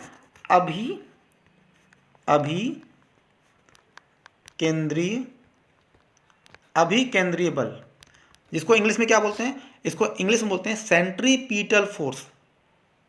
क्या बोलते हैं इसको? Centripetal force. और दूसरा बल क्या होता है? अपकेंद्री बल। देखिए अभी आपको पहले डायग्राम बनाते हैं फिर आपको समझाते हैं। जैसे ये मान लीजिए सन है, एक सेकेंड, ये आपका रहा सन, ठीक है, ये आपका रहा सूर्य भगवान जी। अब ये हमारा रहा, ये इधर रहा पृथ्वी। पृथ्वी इसके चारों ओर चक्कर लगा रहा। अब ये पृथ्वी को भी बना दीजिए यहाँ पे।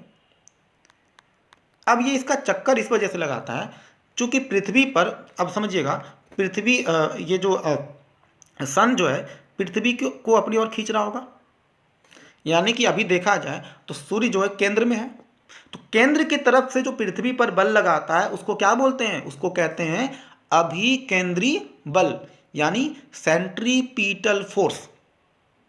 क्लियर है? अच्छा, पृथ्वी पर बाहर से दूसरे ग्रहों के माध्यम से भी इस पे बल लगता है, तो पृथ्वी को दूसरे प्लेनेट भी तो खींचने का प्रयास कर रहा है, तो एक दूसरा प्लेनेट पृथ्वी को इधर भी खींच रहा है, आज सूर्य भी इधर खींच रहा है, तो इस वजह से क्या होता है, पृथ्वी ना उधर जा पाता है ना इधर आ पाता है, तो बेचारा बीच में फंस जाता है, तो इस वजह से क्या होता है, उसको बार बार चक्कर लगाना पड़ता है। तो एक तरफ से आप क्या देख रहे हो, एक तरफ यहाँ पे सेंट्रीपीटल फोर्स जो लग रहा है, जिसको अभिकेंद्री बल होता है, वो सूर्य की तरफ से लगता है, और जबकि सेंट्रीफ्यूगल फोर्स यानी कि CF, सेंट्रीफ्यूगल फोर्स यानी क्या, अब केंद्रीय बल जो बाहर की तरफ से लगता है, और इसी वजह से इसको चक्कर लगाता है। अब देखिए साइंस में आप पढ़े होंगे आप लोग कि इलेक्ट्रॉन नाभिक का चक्कर लगाता है, तो इलेक्ट्रॉन नाभिक का चक्कर यानी कि नाभिक में क्या होता है, प्रोटॉन और न्यूट्रॉन होता है। आप लोग पढ़े होंगे ना केमिस्ट्री में या फिजिक्स में, केमिस्ट्री में आप लोग पढ़े होंगे, एटॉम्स जो एटॉमिक चैप्टर, एटॉमिक स्ट्रक्चर में ये सब चीज़ बताया गया है। तो वहाँ भी सेम कंसेप्ट है कि कोई भी इलेक्ट्रॉन अगर किसी नाभिक का चक्कर लगाता है, नाभिक में क्या होता है, वही प्रोटॉन और न्यूट्रॉन होता है, उसका चक्कर इस वजह से लगाता है क्योंकि वहाँ भी सेम कंडीशन है कि प्रोटॉन जो होता है जैसे जस्ट लाइक सन के जैसा, ठीक है, प्रोटॉन भी क्या करता है, एक सेकंड इसको मिटाते हैं पहले, ये बैटरी मेरा डिस्चार्ज हो रहा है, एक सेकंड भाई, थोड़ा सा चार्ज में लगा देते हैं फ़ोन को, 1 मिनट, चल भाई चार्ज हो जा, हाँ ठीक। अब बात समझिएगा, तो इलेक्ट्रॉन भी देखिए, इलेक्ट्रॉन भी अगर प्रोटॉन या न्यूट्रॉन का अगर चक्कर लगाता है, तो चूंकि प्रोटॉन की तरफ से जो कि जस्ट लाइक सूर्य की तरफ पे है, तो प्रोटॉन भी अपनी तरफ से क्या करता है, खींचता है, किसको, इलेक्ट्रॉन को खींचता है। तो सेंटर के तरफ से जो इलेक्ट्रॉन को अपनी तरफ खींचता है उसको कहते हैं सेंट्रीपीटल फोर्स, जबकि वही इलेक्ट्रॉन को कोई बाहरी तरफ से भी खींचता होगा। तो इलेक्ट्रॉन पर भी दोनों तरह का बल लगता है, बाहर से लगने वाला बल कौन सा लग रहा है, सेंट्रीफ्यूगल फोर्स, और जबकि केंद्र से लगने वाला बल क्या होता है, सेंट्रीपीटल फोर्स होता है। और यही वजह है कि इलेक्ट्रॉन को भी चक्कर लगाता है। तो सेम टू सेम आप ये कह सकते हैं कि इलेक्ट्रॉन जिस वजह से नाभिक का चक्कर लगाता है, ठीक वही वजह है कि पृथ्वी भी सूर्य का चक्कर लगाता है, यानी कि पृथ्वी अभी क्या हो गया, इलेक्ट्रॉन के जैसा है। तो अगर आप चंद्रमा की बात करें तो चंद्रमा पृथ्वी का चक्कर क्यों लगाता है, वहाँ भी सेम कंसेप्ट है, क्योंकि चंद्रमा पर भी मतलब पृथ्वी भी बल खींच रहा है चंद्रमा को, और चंद्रमा को बाहर से भी कोई खींच रहा है, तो इस वजह से चंद्रमा की भी मजबूरी है। तो चंद्रमा पर भी दो बल लग रहा है, सेंट्रीपिटल फोर्स जो कि पृथ्वी की तरफ से लगता है, और सेंट्रीफ्यूगल फोर्स जो कि बाहर की तरफ से लगता है। तो सेम कंसेप्ट है, बिल्कुल कंसेप्ट को क्लियर रखिए, क्योंकि ये कंसेप्ट जब तक आप नहीं समझेंगे तब तक आपको ये सोलर सिस्टम नहीं समझ में आएगा, और फिर साइंस में जब आप पढ़ेंगे वहाँ तो और ज़्यादा इसको डिटेल में समझना ही समझना है। ठीक है, हम लोग आगे बढ़ते हैं। तो सौर क्या लिखा हुआ है कि सूर्य 8 ग्रह, देखिए सौर मंडल के बारे में पढ़ रहे हैं, सोलर सिस्टम समझना है। तो देखिए हमारे सोलर सिस्टम में क्या है, सूर्य है, उसके अलावा 8 ग्रह है जो कि अभी आपको मैंने जस्ट दिखाया, कौन कौन सा है, अर्थ है, ये सॉरी मरकरी है, विनस है यानी कि बुध है, शुक्र है, पृथ्वी है, मंगल है, बृहस्पति है, शनि है, यूरेनस और नेपच्यून है। ठीक है, तो सूर्य 8 ग्रह, और उस ग्रहों के पास जो उसका खुद का उपग्रह होगा, जैसे कि पृथ्वी के पास क्या है, चांद है, तो चांद भी क्या है, उपग्रह है, जिसको कि सैटेलाइट बोले। तो सूर्य 8 ग्रह, उपग्रह, इसके अलावा कुछ अन्य खगोलीय पिंड। अब ये अन्य खगोलीय पिंड के बारे में अभी आपको नहीं बताया। अन्य खगोलीय पिंड का मतलब होता है कि सूर्य के, देखिए इस पिंड मतलब कि ग्रहों के अलावा सूर्य का और भी बहुत सारा चीज, मतलब कि और भी छोटा छोटा और बहुत सारा टुकड़ा है, पत्थर का छोटा छोटा और भी टुकड़ा है, जो कि वो भी सूर्य का चक्कर लगाता है, उसको कहते हैं हम लोग क्षुद्र ग्रह। ये दिख रहा है आपको, मंगल और बृहस्पति के बीच में आपको यहाँ पर क्षुद्र ग्रह दिख रहा होगा, इस जगह देख पा रहे हैं आप लोग, ये देखिए ये वाला जो पट्टी है यहाँ पे, ये वाला, ये क्षुद्र ग्रह। दरअसल वो क्षुद्र ग्रह क्या, उसमें पत्थर के छोटे छोटे कई सारे टुकड़ों का समूह है। अब वो सारा टुकड़ा एक साथ पृथ्वी क्या बोलते हैं, सन का चक्कर लगाता है। तो आपसे पूछा भी जाएगा कि क्षुद्र ग्रह किनके किनके बीच पाया जाता है, तो किनके बीच होगा, एक तरफ यहाँ पर आपका मंगल है और दूसरी तरफ आपका यहाँ पर क्या है, बृहस्पति है। तो क्षुद्र ग्रह जो पट्टी है वो आपका कहाँ पर है, क्षुद्र ग्रह आपका मंगल और बृहस्पति के बीच में है। अब आपको लगे हाथ यहाँ पर आपको एक चीज और समझा देते हैं। एक होता है आंतरिक ग्रह और एक होता है बाह्य ग्रह। मतलब कि आप उसको इंडो प्लैनेट कह सकते हैं, एक्सो प्लैनेट कह सकते हैं। आंतरिक ग्रह में कौन कौन सा आता है? देखिए, ये क्षुद्र ग्रह के जो अंदर जो आपको जो जो ग्रह दिख रहा है, जिसमें कि मंगल है, पृथ्वी है, शुक्र है, बुध है, ये चारों ग्रह को बोलते हैं आंतरिक ग्रह। जबकि क्षुद्र ग्रह के बाहर जो बृहस्पति है, शनि है, यूरेनस है, नेपच्यून है, इसको क्या बोलते हैं? इसको बोलते हैं बाह्य ग्रह। तो अंतर्ग्रह और बाह्य ग्रह एकदम क्लियर रखिए, क्योंकि आगे चल के इसको हम पढ़ने वाले हैं। ठीक है, तो हम लोग आगे बढ़ते हैं। तो क्या क्या इसमें मिला? तो देखिए, सौर मंडल में क्या क्या है? सूर्य है, आठों ग्रह है, वो सारा उपग्रह है, अन्य खगोलीय पिंड जैसे क्षुद्र ग्रह, तो क्षुद्र ग्रह बताएं, और उसके अलावा उल्का पिंड। उल्का पिंड भी क्या होता है? उल्का पिंड भी पत्थरों का टुकड़ा है। बस अंतर ये होता है कि क्षुद्र ग्रह जो होता है, कई सारे पत्थरों के समूह एक सीक्वेंस में, एक पट्टी में चलता है, और जबकि उल्का पिंड जहां तहां घूमते रहता है, इधर उधर, किसी भी प्लेनेट के पास अचानक से वो पहुंच जाता है। आप सुने होंगे कि एक बार देखिए, कभी कभी आप लोग सुनते हैं रात में जो देखते होंगे कि भाई तारा टूट के गिरा। कई सारे लोग अपना जो है मुट्ठी बांध करके विश पूरी कर मांगते हैं कि तारो मतलब कि तारा टूटा तो कुछ आंख बंद करके मुट्ठी बांध करके जो भी मांगेंगे वो मिल जाएगा। दरअसल वो जो आपको जो बोलते हैं कि तारा टूट के गिरा, वो तारा नहीं टूट रहा है, वो कोई उल्का पिंड है जो पत्थर का टुकड़ा है, एक बहुत बड़ा टुकड़ा होता है। वो अचानक से क्या हुआ, पृथ्वी के क्षेत्र में, पृथ्वी के ग्रेविटेशन एरिया में आ गया, और पृथ्वी क्या किया, उसको अपनी तरफ खींच लिया। लेकिन खींचने के दौरान क्या होता है कि वो हवा में ऊपर से जब नीचे गिर रहा था, तो फ्रिक्शन की वजह से वो जल जाता है। और यही कभी कभी जब नहीं जल पाता, जो कि देखिए जब जल जाता है तो आपको लगता है ये तो तारा टूट के गिरा, भाई देखो जल गया। लेकिन जब कभी कभी नहीं जलता है, और जब ये बिना जले पृथ्वी पे आ जाएगा, तो पृथ्वी के जिस हिस्से पे वो गिरेगा वहाँ पर क्या कर देगा, बड़ा सा गड्ढा बना देगा। और इसका एक जीता जागता एग्जाम्पल है कि महाराष्ट्र का एक झील है, वहाँ पे क्या बोलते हैं, शायद वो क्या नाम था यार, एग्जैक्ट याद भी नहीं आ रहा है, लोनार झील था या फिर कोलेरू झील, एग्जैक्ट अभी ध्यान में नहीं आ रहा है, कि वो झील जो बना है वो भी उल्का पिंड से बना है। उल्का पिंड गिरा, वहाँ पे बहुत बड़ा गड्ढा हुआ, वहाँ पे झील बन गया। क्योंकि गड्ढा बनेगा तो अंदर से पानी निकला, और पानी निकलने के बाद वो क्या बन गया, झील निकल गया। हालांकि इसके बारे में आगे चल के हम पढ़ेंगे। तो चलिए फाइनली हम लोग सोलर प्लैनेट में क्या क्या आता है। सबसे पहले आएगा सन, आठों ग्रह, उपग्रह और खगोलीय पिंड जैसे क्षुद्र ग्रह और उल्का पिंड सारा आ जाएगा। ठीक है, और ये सभी मिल करके सौर मंडल का निर्माण करते हैं। यानी कि सोलर सिस्टम का जो फैमिली में है, ये सारे फैमिली मेंबर है। जिसका मुखिया कौन होगा, उसका मुखिया होगा सूर्य। समझ में आया यहाँ तक आपको? उसे हम सौर परिवार का नाम देते हैं, जिसका मुखिया क्या है, सूर्य। तो सबसे पहले अब हम लोग पढ़ते हैं सूर्य के बारे में। एकदम आराम से पढ़ते चलना है, बिल्कुल एकदम टेंशन नहीं लेना है। देखिए अभी ये बेसिक पढ़ा रहे हैं, इसको जब तक आप बारी बारी करके एकदम बारीकी से लाइन बाय लाइन आप नहीं पढ़ेंगे तो वो कंसेप्ट बिल्डअप नहीं होता है। इसलिए आपको एकदम परेशान नहीं होता है, ये पेशेंस आपको रखना होगा। ठीक है, तो पेशेंस बनाए रखिए और इत्मीनान से पढ़िए। कहता है सूर्य मंडल के केंद्र में क्या है, सूर्य जो है सौर मंडल के केंद्र में है। बिल्कुल ठीक बात है, यह बहुत बड़ा है एवं अत्यधिक गर्म गैसों से बना होता है। इसका खिंचाव बल इससे सौर मंडल को बांधे रखता है। खिंचाव बल देखिए, चूंकि सूर्य ही सारे जो ग्रह होता है सबको वो खींचता है अपनी तरफ, जो आपको अभिकेंद्री बल के बारे में जो बताए थे, सेंट्रीपिटल फोर्स के बारे में। इसी वजह से सारे प्लेनेट को वो अपनी तरफ क्या करता है, आकर्षण करके बना के रखता है, और यही वजह से चक्कर भी लगाता है। इसका खिंचाव बल इससे सौर मंडल को बांधे रखता है। सूर्य सौर मंडल के लिए प्रकाश एवं उष्मा का एकमात्र स्रोत है। ठीक है, लेकिन हम इसकी अत्यधिक तेज उष्मा को महसूस नहीं करते हैं, क्योंकि सबसे नज़दीक का तारा होने के बावजूद यह हमसे क्या है, बहुत ही दूर है। मतलब ठीक है, अब इतना गर्म तो बहुत है, नो डाउट, लेकिन फिर भी इसका डिस्टेंस यहाँ से ठीक ठाक है। इतना डिस्टेंस है कि आप उसके लाइट को बर्दाश्त कर लोगे। ठीक है, तो आगे कहता है कि सूर्य पृथ्वी से लगभग कितना दूर है, 15 करोड़ किलोमीटर है। शुक्र है भाई इतना दूर है, इसी वजह से हम लोग यहाँ पर सर्वाइव कर पा रहे हैं। तब आप देख रहे हैं बुध पे कोई सर्वाइव कर पाएगा, क्योंकि बुध काफ़ी नज़दीक है, और इतना नज़दीक होगा तो वो मतलब सर्वाइव करना मुश्किल है, क्योंकि वहाँ पे बहुत ज़्यादा हिट होता है, बहुत ज़्यादा गर्मी पड़ती है। अब देखिए भाई, क्या आप जानते हैं मैं क्या क्या बताया भाई? पौराणिक रोमन कहानियों में सोल सूर्य देवता को कहा जाता था। मतलब कि चूंकि रोमन लोगों के पास भी अपना कहानी होता था, उन लोगों के पास भी। रोमन कहाँ पर, रोमन एम्पायर अभी आप वर्तमान में अगर आप समझना चाहो तो जैसे इटली वगैरह का जो क्षेत्र है, वहाँ भी तो लोग रहते थे। तो वहाँ के जो पॉपुलर जो कहानी वगैरह चलते रहता था, तो वहाँ पर सूर्य देवता को क्या बोलते थे, सोल बोलते थे। सौर शब्द का अर्थ है सूर्य से संबंधित, इसलिए सूर्य के परिवार को क्या बोलते हैं? सौर मंडल। चूंकि वो जो पूरा मंडली है वो किसका मंडली है? सूर्य का है, इसीलिए इसको क्या बोलते हैं? सौर मंडल कहते हैं। सौर शब्द का उपयोग करते हुए और अधिक शब्द बनाओ।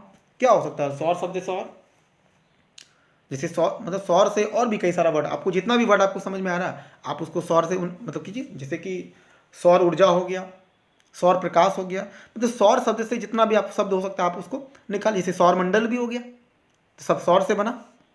आगे देखते हैं। अब ये शब्द की उत्पत्ति कैसे, वो समझते हैं ध्यान से।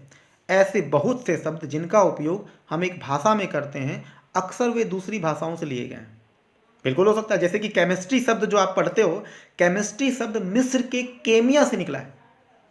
अब वहां पर इसका केमिया का मतलब क्या होता है? काली मिट्टी। तो वहां से भी केमिस्ट्री लिए हुए हैं। उदाहरण के लिए जोग्राफी एक अंग्रेजी शब्द है। यह ग्रीक भाषा से लिया गया शब्द है जिसका अर्थ है पृथ्वी का विवरण। यानी कि ज्योग्राफी का मतलब अगर आप समझते हो, ज्योग्राफी का मतलब क्या होता है? सिंपल है, एक लाइन में। ज्योग्राफी का मतलब होता है पृथ्वी का विवरण। यह दो ग्रीक शब्द से मिलकर बना है जिनमें हम शब्द का प्रयोग जिनमें हम शब्द का अर्थ है पृथ्वी और हम शब्द का अर्थ है पृथ्वी एवं ग्राफिया हतनचीफ का अर्थ है मतलब लिखना। आइए पृथ्वी के संबंध में और अधिक जानते। देखिए नीचे क्या लिखा हुआ है। अब जैसे देखो, जियो शब्द से क्या क्या बन गया? जियोलॉजी, जियोमेट्री, और जैसे जियोमेट्रिया होता है लेकिन उसी को अपने शब्द में जियोमेट्री बोलते हैं, और जियो ओडिस। तो जियोलॉजी का मतलब क्या होता है? पृथ्वी के अध्ययन को क्या बोलते हैं? जियोलॉजी बोलते हैं। दरअसल लॉजी का मतलब ही होता है स्टडी करना। किसी भी चीज़ के पीछे अगर आपको लॉजी मिलता है, इसका मतलब क्या हो गया? स्टडी। जैसे सोशोलॉजी, सोशोलॉजी में क्या होता है? आप सोसाइटी का स्टडी करते हो, अध्ययन करते हो, इसलिए इसके पीछे नाम क्या पड़ गया? सोशोलॉजी। जैसे बायोलॉजी, लॉजी मतलब क्या? बायो मतलब आप किसी जीव के बारे में आप पढ़ाई करते हो, इसलिए इसको क्या बोलते हैं? बायोलॉजी बोलते हैं। उसी प्रकार से जियोमेट्री, जब आप पृथ्वी को मापते हो, नापते हो, उसका पैरामीटर निकालते हो, उसका रेडियस निकालते हो, तो उसको हम क्या बोलते हैं? ज्योमेट्री। देखे होंगे 9, 10 में, 8 में पढ़ते हैं हम लोग ज्योमेट्री। उसमें क्या करते हैं? त्रिभुज का निकालते हैं, किसी गोले का निकाल लेते हैं, मतलब कि किसी सर्कल का निकालते हैं। फाइनली आप क्या करते हो? मापते हो। वाइड मतलब पृथ्वी के आकार के अनुरूप जो भी चीज़ है आप उसका स्टडी करते हो। अब आगे देखिए क्या लिखता है। क्या आप जानते हैं कि रात में आसमान को देखकर मनुष्य हमेशा से मोहित हुआ है? खगोलीय पिंडों एवं उसकी गति के संबंध में अध्ययन करने वालों को हम क्या बोलते हैं? खगोल शास्त्री। तो खगोल शास्त्री किसको कहते हैं? जो खगोलीय पिंडों का अध्ययन करता है, सूर्य, तारे, इन सारी चीज़ों का जो अध्ययन करता है उसको क्या बोलते हैं? उसको बोलते हैं खगोल शास्त्री बोलते हैं। ठीक है। आर्यभट्ट प्राचीन भारत के प्रसिद्ध खगोल शास्त्री थे। ठीक बात है। उन्होंने कहा था कि सभी ग्रह तथा चंद्रमा परावर्तित सूर्य प्रकाश के कारण ही चमकते हैं। देखिए उस समय, उस जमाने की बात है। आर्यभट्ट बोला कि जितने भी पिंड आप देख पा रहे हो वो दरअसल उनके पास अपना लाइट नहीं होता है, ये तो पृथ्वी के लाइट के वजह से ये रिफ्लेक्ट होता है। आज विश्व के सभी भागों में खगोलविद ब्रह्मांड के रहस्यों को खोजने में लगे हुए, मतलब कोशिश कर रहा है कि भाई देखें जरा सा दुनिया में और भी कितने सारे मतलब प्लेनेट वगैरह है, तो ये तो जानने के लिए उत्सुकता होता ही हम लोगों के अंदर। अब देखिए ग्रह, हमारे सौर मंडल में मुख्यतः कितने ग्रह हैं? 8 ग्रह हैं। सूर्य से पृथ्वी के अनुसार वे कौन कौन से हैं? बुध है, शुक्र है, पृथ्वी, मंगल, बृहस्पति, शनि, यूरेनस तथा नेपच्यून। सूर्य से उनकी दूरी के अनुसार अंग्रेजी में ग्रहों को नाम याद रखने का आसान तरीका क्या है? My very efficient mother just serve us nuts. देखो इंग्लिश मीडियम का जो बच्चा पढ़ाई करेगा उसके लिए ये शॉर्ट ट्रिक ठीक है, लेकिन हिंदी मीडियम वाले को ऐसे याद कभी नहीं होगा, क्योंकि उनको लगे यही वर्ड, मतलब इंग्लिश में जो ये वर्ड है उसी को याद करने अपने आप में टफ है। देखिए सबसे बेस्ट तरीका क्या होगा कि जो चीज़ आपके मेमोरी में वो डायग्राम अगर सेट हो गया तो वो कभी नहीं भूलने वाले। पृथ्वी हमेशा तीसरे नंबर पे आता है। जैसे अंग्रेज भारत में कितने नंबर पे आए थे? तीसरे नंबर पे आए थे। सबसे पहले कौन आए थे? सबसे पहले आए थे पुर्तगाली, फिर कौन आए थे? डच आए थे, फिर कौन आए थे? अंग्रेज। और हम लोग देखते हैं ज़्यादातर अंग्रेज को पढ़ते हैं।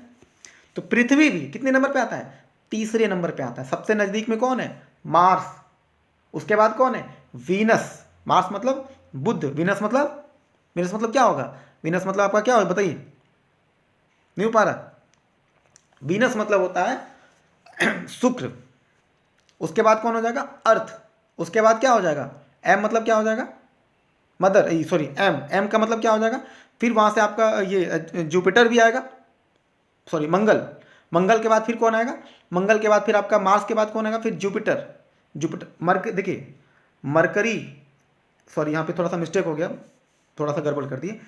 फर्स्ट एम जो आप दिख रहा है, my very efficient mother just serve us nurse.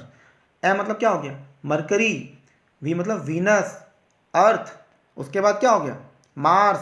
उसके बाद जुपिटर, जुपिटर के बाद क्या हो गया, सैटर्न। सैटर्न के बाद क्या हो गया, यूरेनस। यूरेनस के बाद क्या हो गया, नेपच्यून। ठीक है, लेकिन देखिए डायग्राम से पढ़िएगा तो वो ज़्यादा बेटर होगा आपके लिए। अब देखिए क्या बोलता है, सौर मंडल के सभी 8 ग्रह एक निश्चित पथ पर सूर्य का चक्कर लगाते हैं। बिल्कुल ठीक बात है, सभी के पास अपना अपना ऑर्बिट होता है और उस ऑर्बिट को कहते हैं, ये रास्ते दीर्घवृत्ताकार में फैले हुए थे। यानी कि जो हम आपको एक डायग्राम बता देते हैं, पहले दीर्घवृत्ताकार क्या होता है पहले वो समझिए। जैसे ये आपका सूर्य है, अजय सूर्य का जो पृथ्वी चक्कर लगा रहा है तो वो कैसे लगा रहा है, गोल नहीं लगा रहा है, बल्कि कैसे लगा रहा है, इस तरह से, एकदम अंडाकार जिसको बोलते हैं। ये हमारा क्या है, यही होता है हमारा दीर्घवृत्ताकार। ठीक है, तो बुध सूर्य से सबसे नजदीक है, बिल्कुल सही बात है। यह अपनी कक्षा में सूर्य के चारों ओर एक चक्कर लगाने में इसको केवल 88 दिन लगता है। शुक्र को पृथ्वी का जुड़वां ग्रह माना जाता है क्योंकि इसका आकार एवं आकृति लगभग कैसा है, पृथ्वी के जैसा है। क्योंकि पृथ्वी की सेम साइज का है, इसलिए शुक्र को पृथ्वी का क्या बोलते हैं, जुड़वां ग्रह बोलते हैं। ठीक है, अब ये 88 दिन का अगर सोचिए, बुध जो चक्कर लगाता है इसका मतलब है कि वहां पर एक साल बराबर कितना होगा, 88 दिन। जबकि पृथ्वी को एक मतलब सूर्य का एक चक्कर लगाने में कितना लगता है, 365 दिन और 6 घंटा। ठीक है, 365 दिन, उसको राउंड फिगर में याद रखने के लिए हम लोग 365 दिन बोल देते हैं। चलो भाई, एक साल कितने का होता है, 365 दिन का होता है, तो इसलिए यहाँ पर एक साल बराबर 365 दिन होता है। जबकि बुध ग्रह पे जो आदमी रहता है उसके लिए एक साल बराबर कितना होता है, 88 दिन। अब सोच के देखिए, जो बेचारा इतना दूर है यूरेनस नेपच्यून पे जो होगा, उसको तो बहुत लंबा टाइम लगता होगा एक साल पूरा होने में। आगे देखते हैं, अभी तक प्लूटो भी एक ग्रह, देखिए प्लूटो के बारे में आपको बताया भी थे, अभी तक प्लूटो भी एक ग्रह माना जाता था, परंतु अंतर्राष्ट्रीय खगोलीय संगठन ने अपनी बैठक में, जो कि अगस्त 2006 में हुआ था, यह निर्णय लिया कि कुछ समय पहले खोजे गए अन्य खगोलीय पिंड, जो कि उसका नाम थोड़ा सा अटपट आपको मिलेगा, 2003 UB313 सीरस, तथा प्लूटो को बौने ग्रह बोलता था। ठीक है, तो ये उसका साइंटिफिक नेम था। उसके बाद उसको बौना ग्रह भी बोल देते, क्योंकि वो दूसरे ग्रह का भी चक्कर लगाने लगता था, मतलब दूसरे ग्रह के ऑर्बिट में आ जाता था वो। अब हम लोग पढ़ते हैं पृथ्वी के बारे में।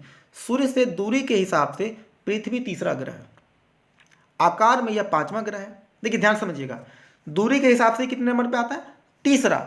जबकि आकार के हिसाब से अगर देखा जाए तो ये कितने नंबर पे आएगा, 5वां नंबर पे आता है। यह ध्रुवों के पास थोड़ी चपटी भी है, यही कारण है कि इसके आकार को क्या बोलते हैं, जियोइड बोलते हैं, GOID। और इसी को हम लोग क्या बोलते हैं, भू आप बोलते हैं। चूंकि पृथ्वी जो है ध्रुवों के पास क्या थोड़ा सा चपटा है, और इसी वजह इसको क्या बोलते हैं, भू आप कहा जाता है। भू आप का अर्थ है पृथ्वी के समान के आकार का। जीवन के लिए अनुकूल परिस्थितियां केवल कहाँ हैं, केवल पृथ्वी पर ही पाई जाती हैं। पृथ्वी ना तो अधिक गर्म है और ना ही अधिक ठंडी। यहाँ पानी एवं वायु उपस्थित हैं, जो कि हमारे जीवन के लिए क्या है, बहुत ही आवश्यक है। वायु में जीवन के लिए आवश्यक गैसें जैसे ऑक्सीजन भी मौजूद होता है। इन्हीं कारण से पृथ्वी सौर मंडल का सबसे अद्भुत ग्रह माना जाता है। अब देखिए, अंतरिक्ष से देखने पर पृथ्वी कैसा दिखता है, नीले रंग की दिखाई पड़ती है, क्योंकि इसकी 2/3 क्या होता है, सतह पानी से ढका हुआ है। इसलिए इसको क्या बोलते हैं, इसीलिए इसको क्या बोलते हैं, नीला ग्रह बोलते हैं। तो चलिए क्लियर हो गया, पृथ्वी को नीला ग्रह क्यों बोलते हैं। क्योंकि जब आप अंतरिक्ष से देखेंगे तो मतलब आपको नीला इसलिए दिखता है क्योंकि यहाँ पर पानी कितना है, लगभग 71% वाटर है। तो चूंकि पानी ज़्यादा क्षेत्र में फैला हुआ है, और इसी वजह से आपको ये कैसा दिखता है, नीला दिखता है। क्या आप जानते हैं कि प्रकाश की गति लगभग 3 लाख किलोमीटर प्रति सेकंड है। हाँ भाई, पढ़ लिए, पता है हमको। इस गति के बावजूद भी सूर्य के प्रकाश को पृथ्वी तक पहुंचने में कितना लगता है, 8 मिनट लगता है। तो आपके पास देखिए, आपको स्पीड पता है, टाइम पता है, तो डिस्टेंस आराम से निकाल सकते हैं। और डिस्टेंस हम पढ़े भी थे, लगभग कितना था, 15 करोड़ किलोमीटर यहाँ से दूर है। अब देखिए रोचक तथ्य आगे चल के, नील आर्मस्ट्रॉन्ग पहले व्यक्ति थे जिन्होंने 20 जुलाई 1969 को सबसे पहले चंद्रमा की सतह पर कदम रखा। मालूम करो कि क्या कोई भारतीय भी चंद्रमा पर गए थे, देखते हैं, पता करते रहो आराम से। अब समझना है, उपग्रह जिसको हम सैटेलाइट बोलते हैं, उपग्रह एक खगोलीय पिंड है जो ग्रहों के चारों ओर उसी प्रकार चक्कर लगाता है जिस प्रकार ग्रह सूर्य के चारों ओर चक्कर लगाता है। आपको पहले भी बताएं कि जैसे पृथ्वी सूर्य का चक्कर लगाता है, वैसे ही चांद पृथ्वी का चक्कर लगाता है। तो देखिए, ये तो प्राकृतिक रूप से, देखो चंद्रमा तो हमारे पास प्राकृतिक रूप से पाया गया, तो इसको बोलते हैं नेचुरल प्लैनेट। जबकि अभी जो जो हम लोग जो सैटेलाइट तैयार करते हैं, जो इसरो या नासा के माध्यम से जो भेजते हैं मौसम की जानकारी के लिए, उसको बोलते हैं आर्टिफिशियल सैटेलाइट बोलते हैं। उस सैटेलाइट को हम लोग बनाते हैं, उसमें सोलर प्लेनेट लगा होता है, सारा सिस्टम देते हैं, और यहाँ से उसको रॉकेट के थ्रू छोड़ते हैं, और वो हमारे पृथ्वी के वृत्ताकार पथ में दीर्घवृत्ताकार जो पथ है उसमें चक्कर लगाता है, और वो पृथ्वी का फोटो खींच करके नीचे भेजता है, जिससे हम लोग ये पता कर पाते हैं कि मौसम में क्या क्या परिवर्तन यहाँ पर हो रहा है या होने वाला है। तो बादलों की स्थिति को देख करके हम अनुमान लगा लेते हैं। देखिए बहुत फायदा है सैटेलाइट बनाने से, कितना फायदा हुआ। अब कहाँ पे खनिज तत्व मौजूद है पृथ्वी में ये पता चल चुका है लोगों को। खेती के लिए कौन सा जगह ज़्यादा अच्छा है, कहाँ पर मतलब कि मौसम की जानकारी से लोग फसल की बुआई भी सोच समझ के करते हैं। ठीक है, तो मतलब और भी कई सारे बेनिफिट्स हैं, वो तो कभी बात का चीज़ हम लोग डिटेल में पढ़ते रहेंगे। सैटेलाइट के बहुत फायदे हैं। तो मानव निर्मित उपग्रह क्या एक कृत्रिम पिंड है, एक आर्टिफिशियल ऑब्जेक्ट है। यह वैज्ञानिकों के द्वारा बनाया गया है, जिसका उपयोग ब्रह्मांड में जानकारी प्राप्त करने एवं पृथ्वी पर संचार के माध्यम के लिए किया जाता है। तो पृथ्वी की जानकारी के अलावा आपको दूसरे ग्रह के बारे में भी यही सैटेलाइट बताता है। इसे रॉकेट के द्वारा अंतरिक्ष में भेजा जाता है एवं पृथ्वी की कक्षा में स्थापित कर दिया जाता है। ठीक है, अंतरिक्ष में उपस्थित कुछ भारतीय उपग्रह, जिसको इनसेट बोलते हैं, इंडियन सैटेलाइट। इनसेट मतलब क्या हुआ, जैसे इनसेट आप जो बोलते हैं, कभी कभी देखते हैं आपको इनसेट दिखा मिलता है, इनसेट INSET। IN का मतलब क्या होगा, इंडियन। SET का मतलब क्या होगा, सैटेलाइट, इनसेट। ठीक है, IRS, एड्यूसेट, मतलब कई प्रकार के नाम है, जो उसका काम क्या है, ये सब क्या है, ये सब सैटेलाइट का नाम है। अब हम लोग समझते हैं चंद्रमा के बारे में। अच्छा टाइम देखें भाई, जैसे कितना देर हो गया हम लोग के पास, थोड़ा सा और झेल लीजिए भाई आप लोग, अभी चंद्रमा पढ़ना है, थोड़ा थोड़ा करके, बस थोड़ा सा और है। ठीक है, अब आगे देखिए। चंद्रमा, हमारी पृथ्वी के पास केवल एक उपग्रह है, जिसको क्या बोलते हैं, चंद्रमा। इसका व्यास पृथ्वी के व्यास का लगभग कितना, 1/4। ध्यान रखिएगा, साइज के हिसाब से अगर आप बात कीजिएगा तो चंद्रमा पृथ्वी से कितना छोटा है, 4 गुना छोटा है। चंद्रमा पृथ्वी से कितना गुना छोटा है, 4 गुना छोटा है। जबकि अगर आप बात करेंगे मतलब ग्रेविटेशनल फोर्स की बारे में बात करें, यानी कि भार के हिसाब से अगर बात करें, तो वहाँ पर चंद्रमा पर आप कोई भी चीज़ अगर लेके जाते हैं तो वो 6 गुना कम हो जाता है। तो आप देखते हैं m/6 पढ़े होंगे कि पृथ्वी पर अगर कोई वस्तु m ग्राम का है तो चंद्रमा पर वो कितना हो जाएगा, m/6 हो जाएगा। मतलब ऐसे समझिए कि 12 kg का है कोई ऑब्जेक्ट, पृथ्वी पर अगर कोई चीज़ का वजन जो है 12 किलो है। देखिए हम द्रव्यमान बदलने की बात नहीं बोल रहे, हम भार बदलने की बात बोल रहे हैं, क्योंकि अलग अलग पिंड का गुरुत्वाकर्षण बल अलग अलग होता है, और इसी वजह से सब जगह का भार बदल जाता है। जबकि द्रव्यमान कभी नहीं बदलता है। आप किसी भी पिंड पे चले जाओ, द्रव्यमान कभी नहीं बदलता है। जैसे 12 kg का कोई वस्तु है तो वहाँ भी 12 kg ही होगा, लेकिन बस ये होगा उस 12 kg को उठाने में पृथ्वी पर ज़्यादा ताकत लगेगा, जबकि चंद्रमा पर आप आसानी से उठा सकते हैं। ठीक है, तो 12 kg का कोई वस्तु अगर वहाँ लेके जाएंगे तो आपको वो 2 kg का जैसा महसूस होगा, क्योंकि भार क्या होता है, भार 6 गुना कम होता है। एकदम क्लियर देखिएगा ध्यान से, भार 6 गुना कम होता है। जबकि साइज में पृथ्वी, मतलब कि साइज में चंद्रमा जो है पृथ्वी से कितना गुना कम है, 4 गुना कम है। याद रहेगा ना, साइज में 4 गुना कम है, जबकि भार में हमसे कितना कम है, 6 गुना कम है। क्लियर हो गया। कहता कि हमारी पृथ्वी के पास केवल एक उपग्रह, जिसको क्या बोलते हैं, चंद्रमा। इसका व्यास पृथ्वी के व्यास का लगभग 1/4 होता है। यह इतना बड़ा इसलिए प्रतीत होता है क्योंकि यह हमारे ग्रह से अन्य खगोलीय पिंडों की अपेक्षा नजदीक है। देखिए चंद्रमा आपको तारों की तुलना में बहुत नज़दीक दिखता है, क्योंकि बड़ा दिखता है। बड़ा दिखने का रीज़न ये है क्योंकि ये हमारे बहुत ही नज़दीक है। यह इतना बड़ा इसलिए प्रतीत होता है क्योंकि हमारे ग्रह से अन्य पिंडों की अपेक्षा नज़दीक है। ठीक है, यह हमसे लगभग कितना है, 3,84,000 किलोमीटर है, जबकि जो सूर्य है लगभग कितना है, 15 करोड़ किलोमीटर दूर है। अब आप पृथ्वी से सूर्य एवं चंद्रमा की दूरी की तुलना आराम से कर सकते हैं, कोई प्रॉब्लम नहीं, क्योंकि लाइट का स्पीड पता है कितना होता है, 3 × 10⁸ मीटर सेकेंड, और आपको डिस्टेंस भी दे ही दिखा है, तो आप टाइम फटाक से निकाल सकते हो। अब देखो चंद्रमा पृथ्वी का एक चक्कर कितना दिन में लगता है, 27 दिन में पूरा करता है। ध्यान रखिएगा, चंद्रमा पृथ्वी का एक चक्कर पूरा करने में कितना लगता है, 27 दिन लगता है। जबकि पृथ्वी को सूर्य का एक चक्कर पूरा करने में 365 दिन लगता है। फिर से हम आपको बता रहे हैं, चंद्रमा को पृथ्वी का एक चक्कर लगाने में कितना दिन लगता है, 27 दिन। और एक बात आपको और लगे हाथ बताते हैं, चंद्रमा को अपने अक्ष पर भी घूमने में कितना दिन लगता है, 27 दिन। तो 27 दिन में चंद्रमा पृथ्वी का एक चक्कर भी पूरा करता है और 27 दिन में ही चंद्रमा अपने अक्ष पर केवल एक बार घूम पाता है, जबकि पृथ्वी को अपने अक्ष पर एक बार घूमने में मात्र 24 घंटा लगता है। सूर्य का एक चक्कर पूरा करने में 365 दिन लगता है, लेकिन अपने अक्ष पर घूमने में सूर्य में जो पृथ्वी है वो मात्र 24 घंटा लगता है। तो आप ऐसे समझिए कि ये जो अपने अक्ष पर जिसको घूर्णन बोलते हैं, समझिए घूर्णन, तो घूर्णन का गति जो है चांद की तुलना में पृथ्वी का क्या है, बहुत ज़्यादा है। दो सब समझिएगा, एक होता है घूर्णन और दूसरा होता है परिक्रमण। क्या बोले आपको, एक वर्ड होता है घूर्णन, दूसरा क्या होता है परिक्रमण। पहले इसको समझ लीजिए क्योंकि ये आपको बहुत काम देगा, आगे चल के इस चीज़ को आपको बताना पड़ेगा। एक वर्ड क्या बोले, घूर्णन, घूर्णन, और दूसरा क्या बोले परिक्रमण, परिक्रमण, परिक्रमण। देखिए परिक्रमण मतलब क्या होता है, परिक्रमा करना, जैसे मंदिर के चारों ओर लोग चक्कर लगाते हैं। अब डिपेंड करता है कि कौन कितना चक्कर लगाएगा, वो उसके आस्था पर निर्भर करता है। जिनका जितना ज़्यादा आस्था तो वो उतना ज़्यादा चक्कर लगाएगा। मतलब क्या, परिक्रमा करना, परिक्रमा करना मतलब आप क्या कर रहे हो, रोटेशन, रोटेट कर रहे हो। ये क्या कर रहे हो आप, रोटेट कर रहे हो। अब घूर्णन, देखिए परिक्रमण को क्या बोलते हैं, रोटेशन।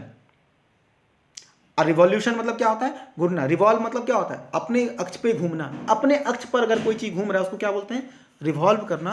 और जबकि रोटेशन का मतलब क्या होता है, जब किसी का कोई चक्कर लगाता हो। तो हर एक पिंड, चाहे वो पृथ्वी हो या चांद हो, वो घूर्णन भी करता है और परिक्रमण भी करता है।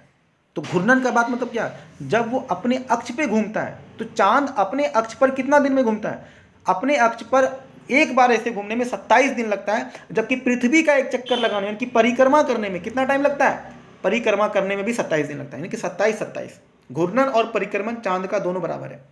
जबकि पृथ्वी की अगर आप बात करते हैं तो पृथ्वी सूर्य का चूंकि चक्कर लगाता है, तो घूर्णन, ठीक है सॉरी परिक्रमण, परिक्रमण में कितना लगता है 365 दिन, जबकि घूर्णन में केवल कितना, एक दिन में घूम जाता है। इसलिए देखते हैं आप 24 घंटे का यहाँ पर एक दिन होता है, समझ रहे हैं आप। तो 24 घंटे का जो ये हमारा जो एक दिन होता है, क्योंकि वो एक बार घूम जाता है, 24 घंटे में एक बार घूम जाता है। तो पृथ्वी का घूर्णन कितना है, घूर्णन है 24 घंटे का, जबकि परिक्रमण कितना है 365 दिन का। ठीक है, आगे बढ़ते हैं, फिर कभी कभी बीच में जरूरत पड़ेगा तो आपको बताते चलेंगे। अब देखिए, तो कहता है चंद्रमा पृथ्वी का एक चक्कर लगभग 27 दिन में पूरा करता है। लगभग इतने ही समय में यह अपने अक्ष पर भी एक चक्कर पूरा करता है, अपने अक्ष पर घूमता है, यानी कि घूर्णन। इसके परिणाम स्वरूप पृथ्वी से हमें चंद्रमा का केवल एक ही भाग दिखा। देखिए यही रीजन है, क्योंकि पृथ्वी, देखिए चंद्रमा को अपने अक्ष पर घूमने में भी 27 दिन लगता है और पृथ्वी के चारों ओर चक्कर लगाने में भी कितना लगेगा, 27 दिन। और यही रीजन से पृथ्वी पर अगर आप हो तो आपको हमेशा चंद्रमा का एक ही हिस्सा दिखेगा, दूसरा हिस्सा कभी देखने को नहीं मिलेगा। क्योंकि जितना देर में फिर हम पृथ्वी पर घूमेंगे, फिर चांद का हमेशा आपको एक ही जगह नजर आएगा। क्योंकि 27 दिन में देखिए चांद भी घूम रहा है, पृथ्वी भी घूम रहा है। अच्छा, जिस स्पीड से ये घूम रहा है उसी स्पीड से ये परिक्रमा भी कर रहा है। तो घूमने का स्पीड मतलब कि मतलब इसका घूर्णन का स्पीड और परिक्रमण का स्पीड सेम है। और इसी वजह से आप पृथ्वी पर रहकर चांद के केवल एक ही भाग को आप देख पाते हो, दूसरा हिस्सा कभी दिखता ही नहीं है। यही रीज़न है। ये एग्जाम में पूछा भी गया है क्वेश्चन कि आखिर किस वजह से चांद का हम लोग केवल एक ही हिस्सा में देख पाते हैं, क्योंकि चांद का घूर्णन और परिक्रमण दोनों एक है। क्लियर हो यहाँ पे, आगे बढ़ते हैं। अब देखिए अंतरिक्ष से चंद्रमा का चित्र जो दिख लिया हुआ है। अब ये देखिए, ये तो चंद्रमा तो हमारा प्राकृतिक ग्रह, सॉरी प्राकृतिक उपग्रह है, जबकि ये जो उपग्रह जो आप नीचे देख रहे हैं ये हम लोग भेजते हैं, जो कृत्रिम उपग्रह कहते हैं। ये रॉकेट के माध्यम से सैटेलाइट को हम लोग ऊपर भेजते हैं। तो कहता है चंद्रमा की परिस्थितियां जीवन के लिए अनुकूल नहीं है। ये तो बात सबको पता है। इनकी सतह पर पर्वत है, मैदान है और गड्ढे वगैरह है। ये देख रहे चांद को आप बारीक से देखिएगा तो उसको वो जो आपको पूरा धुंधला धुंधला जो दिख रहा है, वो जो आपको नहीं दिख रहा है वो, तो कहीं पर गड्ढा है, कहीं पर ऊंचा है। लोग कहते हैं कि चांद में दाग होते हैं। अरे भाई मेरे, वो दाग नहीं है, वो दरअसल वो क्या है, चांद का सतह पर गड्ढा है, वो गड्ढा दिख रहा है आपको। ठीक है, तो चंद्रमा की, देखिए एक बात ये, किसी को अगर आप बोलते हैं कि तेरा चेहरा तो चांद के जैसा है, मत बोलना भाई, क्योंकि चांद का चेहरा दरअसल क्या है, गड्ढों से भरा हुआ है। तो अगर किसी के चेहरे की तारीफ करना है तो जो ज्योग्राफी का स्टूडेंट्स होगा वो कहेगा नहीं भाई मेरा चेहरा चांद के जैसा नहीं, क्योंकि हमारे चेहरे पे गड्ढा वड्ढा नहीं है, बिल्कुल स्मूथ है, चिकना है, जबकि चांद का सतह चिकना नहीं होता है। ठीक है, आगे बढ़ते हैं। चंद्रमा की परिस्थितियां जीवन के लिए अनुकूल नहीं, क्योंकि इसके सतह पर पर्वत, मैदान एवं गड्ढे हैं जो चंद्रमा की सतह पर छाया बनाते हैं। वो जो चंद्रमा की सतह पर जो छाया दिखता है दरअसल वो क्या है, गड्ढों का छाया है। क्योंकि गड्ढा जहाँ होगा मतलब कहीं पर हाइट है, कहीं पे कम है, कहीं गड्ढा है, तो हाइट के वजह से तो कहीं पर शैडो बनेगा, छाया बनेगा। तो पूर्णिमा के दिन चंद्रमा पर आप इसकी छाया को देख सकते हो, क्योंकि उस दिन आपको एकदम बिल्कुल क्लीन नजर आता है। अब नीचे देखिए क्या लिखता है, जीव एवं पौधों को जीवित रहने तथा विकास करने के लिए किन तत्वों की आवश्यकता होती है। ऑब्वियसली आपको कोई भी जीव हो या पौधा हो, उसको विकास करने के लिए क्या चाहिए, बहुत सारे नाइट्रोजन चाहिए, ऑक्सीजन चाहिए, मिनरल्स चाहिए, हर एक चीज़ चाहिए आपको जीवित रहने के लिए। लेकिन ये सारे तत्व क्या चांद पे उपलब्ध हैं? तो फिलहाल तो नहीं है। इसी वजह से चांद पर लोग, हालांकि एलन मस्क तो बहुत जल्दी हमको लग रहा है 2026 तक वहाँ पे कॉलोनी बसाने वाले हैं। देखते हैं आगे क्या होता है। आगे देखिए, वो प्रयास करेंगे आर्टिफिशियल तरीके से वहाँ पे ऑक्सीजन वगैरह लेकर के जाया जाएगा, तब लोग वहाँ पर कॉलोनी बसा के आराम से रहेंगे। अब बात करते हैं एस्ट्रॉयड, जिसको बोलते हैं क्षुद्र ग्रह। क्षुद्र ग्रह मैंने आपको बताया ना कि क्षुद्र ग्रह किसको कहते हैं, और उल्का पिंड। क्षुद्र ग्रह वही जो पट्टी में जो घूम रहा था, किसके किसके बीच, मंगल और बृहस्पति के बीच में। अब देखिए क्षुद्र ग्रह कहते तारों, ग्रहों एवं उपग्रहों के अतिरिक्त असंख्य छोटे छोटे पिंड भी सूर्य के चारों ओर चक्कर लगाते हैं, इसी को क्या बोलते हैं, क्षुद्र ग्रह कहते हैं। ये मंगल एवं बृहस्पति की कक्षाओं में पाए जाते हैं। वैज्ञानिकों के अनुसार क्षुद्र ग्रह ग्रह के ही भाग होते हैं। देखिए ये जो क्षुद्र ग्रह का टुकड़ा कहाँ से आया है, अरे जो ग्रह आपका जो कोई भी ग्रह है, आज जो आपको गोल दिख रहा है ना, शुरुआत में ये गोल नहीं था, क्योंकि जब बिग बैंग हुआ था तो बिग बैंग होने के बाद क्या हुआ, बड़े बड़े पिंड जिधर मिधर छितराते चले गए, ठीक है। अब वो पहले उसका अलग शेप था, ये तो घूमते घूमते इसका जो गोल आपको शेप जो दिख रहा है, तो कॉर्नर जो इसका टूटा, कोई भी पिंड जो आज आपको गोल दिख रहा है तो कभी ना कभी तो वो चौकोर होगा, तो चौकोर से अगर गोल हुआ तो कॉर्नर जो साइड का जो शेप है वो क्या हो गया, टूटा होगा। और वही टूटा हुआ टुकड़ा जो क्या बन गया, क्षुद्र ग्रह। अब वो टुकड़ा भी क्या कर रहा है, लगातार मतलब चक्कर लगा रहा है सूर्य का। तो तारों, ग्रहों एवं उपग्रहों के अतिरिक्त असंख्य छोटे छोटे पिंड भी सूर्य के चारों ओर चक्कर लगाते हैं। इन पिंडों को क्षुद्र ग्रह कहते हैं। ये मंगल एवं बृहस्पति की कक्षाओं में पाए जाते हैं। वैज्ञानिकों के अनुसार क्षुद्र ग्रह के ही भाग होते हैं जो बहुत वर्ष पहले विस्फोट के बाद ग्रहों से टूटकर अलग हो गए थे। अब देखिए उल्का पिंड, सूर्य के चारों ओर चक्कर लगाने वाले पत्थरों के छोटे छोटे टुकड़े को क्या बोलते हैं, उल्का पिंड कहते हैं। कभी कभी ये उल्का पिंड पृथ्वी के इतने नजदीक आ जाते हैं कि इनकी प्रवृत्ति पृथ्वी पर गिरने की होती है। जब हमारे ग्रेविटेशन एरिया में आएगा तो वो गिरने लगेगा। इस प्रक्रिया के दौरान वायु के साथ घर्षण होने के कारण ये गर्म होकर जल जाते हैं, फलस्वरूप चमकदार प्रकाश उत्पन्न होता है। कभी कभी कोई उल्का पूरी तरह बिना जले भी पृथ्वी पर गिरती है, जिससे धरातल पर क्या हो जाता है, गड्ढा बन जाता है। आपको बताए भी थे। अब ये देखिए आकाशगंगा है, दिख रहा है आपको आकाशगंगा। अब ये आकाशगंगा क्या होता है, देखिए ये हमारा ना ब्रह्मांड बहुत बड़ा है, बहुत बड़ा। आप कल्पना भी नहीं कर सकते ब्रह्मांड कितना बड़ा है। और इस ब्रह्मांड में बहुत सारे आकाश गंगाएं पाए जाते हैं। एक आकाश गंगा में कई हजारों, करोड़ों, अरबों अरबों तारे होते हैं, अरबों तारे होते हैं। एक एक आकाश गंगा के पास अरबों तारे होते हैं। उसमें से एक तारा जो सूर्य है, जिसके उसमें भी एक प्लेनेट यानी कि जो अर्थ है उसमें हम लोग रहते हैं। तो ब्रह्मांड कितना बड़ा हो सकता है आप सोच भी नहीं सकते हैं। एक तो ब्रह्मांड इतना बड़ा, उस ब्रह्मांड के पास हजारों, लाखों, करोड़ों आकाश गंगाएं हैं, और उसमें से एक आकाश गंगा जिसका नाम क्या है, मिल्की वे। और उस मिल्की वे का एक प्लेनेट, मतलब सॉरी एक तारा, उस मिल्की वे का एक तारा जिसका नाम क्या है, सूर्य। तो मिल्की वे में भी बहुत सारे तारा हैं, इसमें से एक तारा का नाम क्या है, सूर्य। उसमें से एक ग्रह हम लोग पृथ्वी पर रहते हैं। ये हमारी हैसियत है। और फिर हम लोग कहते हैं हम लोग ब्रह्मांड का हर चीज़ को जानते हैं। दरअसल आप कुछ नहीं जानते हो। ब्रह्मांड इतना बड़ा है कि आप एक डॉट के जैसे भी नहीं हो, आप एक डॉट भी नहीं हो। तो हमारा पृथ्वी तो मतलब कहते नहीं, हमारा पृथ्वी ब्रह्मांड के सामने एक डॉट के बराबर भी नहीं है, बिंदु के बराबर भी नहीं है। ब्रह्मांड इतनी बड़ी चीज़ है। तो देख रहे हैं आपको, ये केवल एक आकाशगंगा का फोटो है, जबकि ऐसे हजारों, लाखों आकाशगंगाएं हैं, ठीक है। तो कहता क्या आपने तारों वाले खुले आकाश में एक ओर से दूसरी तरफ फैली चौड़ी सफ़ेद पट्टी की तरह एक चमकदार रास्ते को देखा है। जस्ट लाइक रास्ते के जैसा होता है रास्ता, चमकदार रास्ता सफ़ेद पट्टी के जैसा। यह लाखों तारों का एक समूह है। मैंने बताया ना, एक आकाशगंगा में लाखों तारे का समूह रहता है। यह पट्टी आकाशगंगा यानी कि मिल्की वे है। मतलब उसमें से देखिए मिल्की वे, चूंकि हम लोगों का अपना पट्टी के बारे में हम लोग जान रहे हैं, हम लोगों का एड्रेस क्या है, हम लोग मिल्की वे के फैमिली का है। और उसमें से भी कौन सा फैमिली का, मिल्की वे का एक तारा सूर्य का हम लोग है। हमारा, अच्छा आगे देखते हैं। हाँ, हमारा सौरमंडल इस आकाशगंगा का एक भाग है। प्राचीन भारत में इसकी कल्पना आकाश में प्रकाश की एक बहती नदी से की गई थी। मतलब ये माना गया था कि आसमान में भी एक नदी के जैसा बह रहा है, क्योंकि वो तारा सफ़ेद जैसा दिखता है। एकदम जैसे नदी चमचमाता है वैसे आसमान में वो तारे चमचमाते थे। एक सफ़ेद चौड़ा सा पट्टी था, इसीलिए उसका प्राचीन समय में नाम क्या दे दिया गया, आकाश गंगा। ठीक है, इस प्रकार इसका नाम आकाशगंगा पड़ा। आकाशगंगा करोड़ों तारों, बादलों तथा गैसों की एक प्रणाली है। इस प्रकार की लाखों आकाशगंगाएं मिलकर क्या बनते हैं? ब्रह्मांड का निर्माण करती है। ब्रह्मांड की विशालता की कल्पना करना अत्यधिक कठिन है। मैंने आपको बताया ना, ब्रह्मांड के आप सोच भी नहीं पाओगे ब्रह्मांड कितना बड़ा है। वैज्ञानिक अभी भी इसके बारे में अधिक से अधिक जानकारी एकत्र करने में जुटे हैं। इसके आकार के संबंध में हमें कोई जानकारी नहीं है, लेकिन फिर भी हम जानते हैं कि हम सभी इस ब्रह्मांड का हिस्सा हैं, क्योंकि साइज तो अंदाजा भी नहीं कर सकते। अब देखो भाई, हम हमारी क्या स्थिति है। स्थिति हम लोग को इसको कहते हैं अवकाद, कि हमारा क्या हैसियत है। ब्रह्मांड इतना बड़ा, उसमें से कई सारे आकाशगंगा में एक आकाशगंगा जिसका नाम क्या है? मिल्की वे। उसमें से भी एक सौरमंडल जिसका नाम क्या है? सूर्य। उसके अंदर एक पृथ्वी है। पृथ्वी के अंदर भी 8 कॉन्टिनेंट है, जिसमें से एक कॉन्टिनेंट जिसका नाम क्या है? एशिया। उसमें भी कई सारे कंट्री है, जिसमें एक कंट्री का नाम क्या है? इंडिया।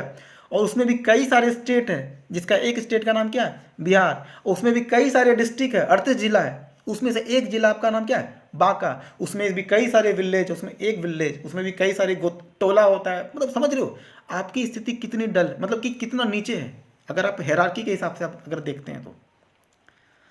क्या ब्रह्मांड के साथ अपना संबंध स्थापित कर सकते हैं? अभी मैंने आपको बताया कि हम ब्रह्मांड के साथ कितना नीचे तक जुड़े हुए हैं। आप पृथ्वी पर हैं तथा पृथ्वी सौरमंडल का एक भाग है।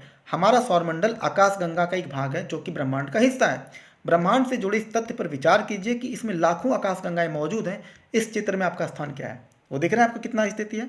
अब देखिए, ये जो क्वेश्चन है इसका, ये तो बहुत ही सिंपल क्वेश्चन है। एक्चुअली हम लोगों को जो कंपटीशन लेवल पे पढ़ना है वो आपको पढ़ाएंगे, जो इसका दृष्टि का जो टेस्ट सीरीज जो वो लोग जो जारी करता है, क्योंकि वहाँ पे जो क्वेश्चन चैप्टर वाइज करके दिया हुआ है, तो आपको हम लगातार वहाँ पे फिर आपको हम डिस्कशन कराते हैं। तो पहले इस वीडियो को भी पॉज करते हैं, पॉज करने के बाद फिर आपको वो वाला भी हम चलाते हैं। ठीक है, तो 1 सेकंड पहले इसको हम पॉज कर लेते हैं।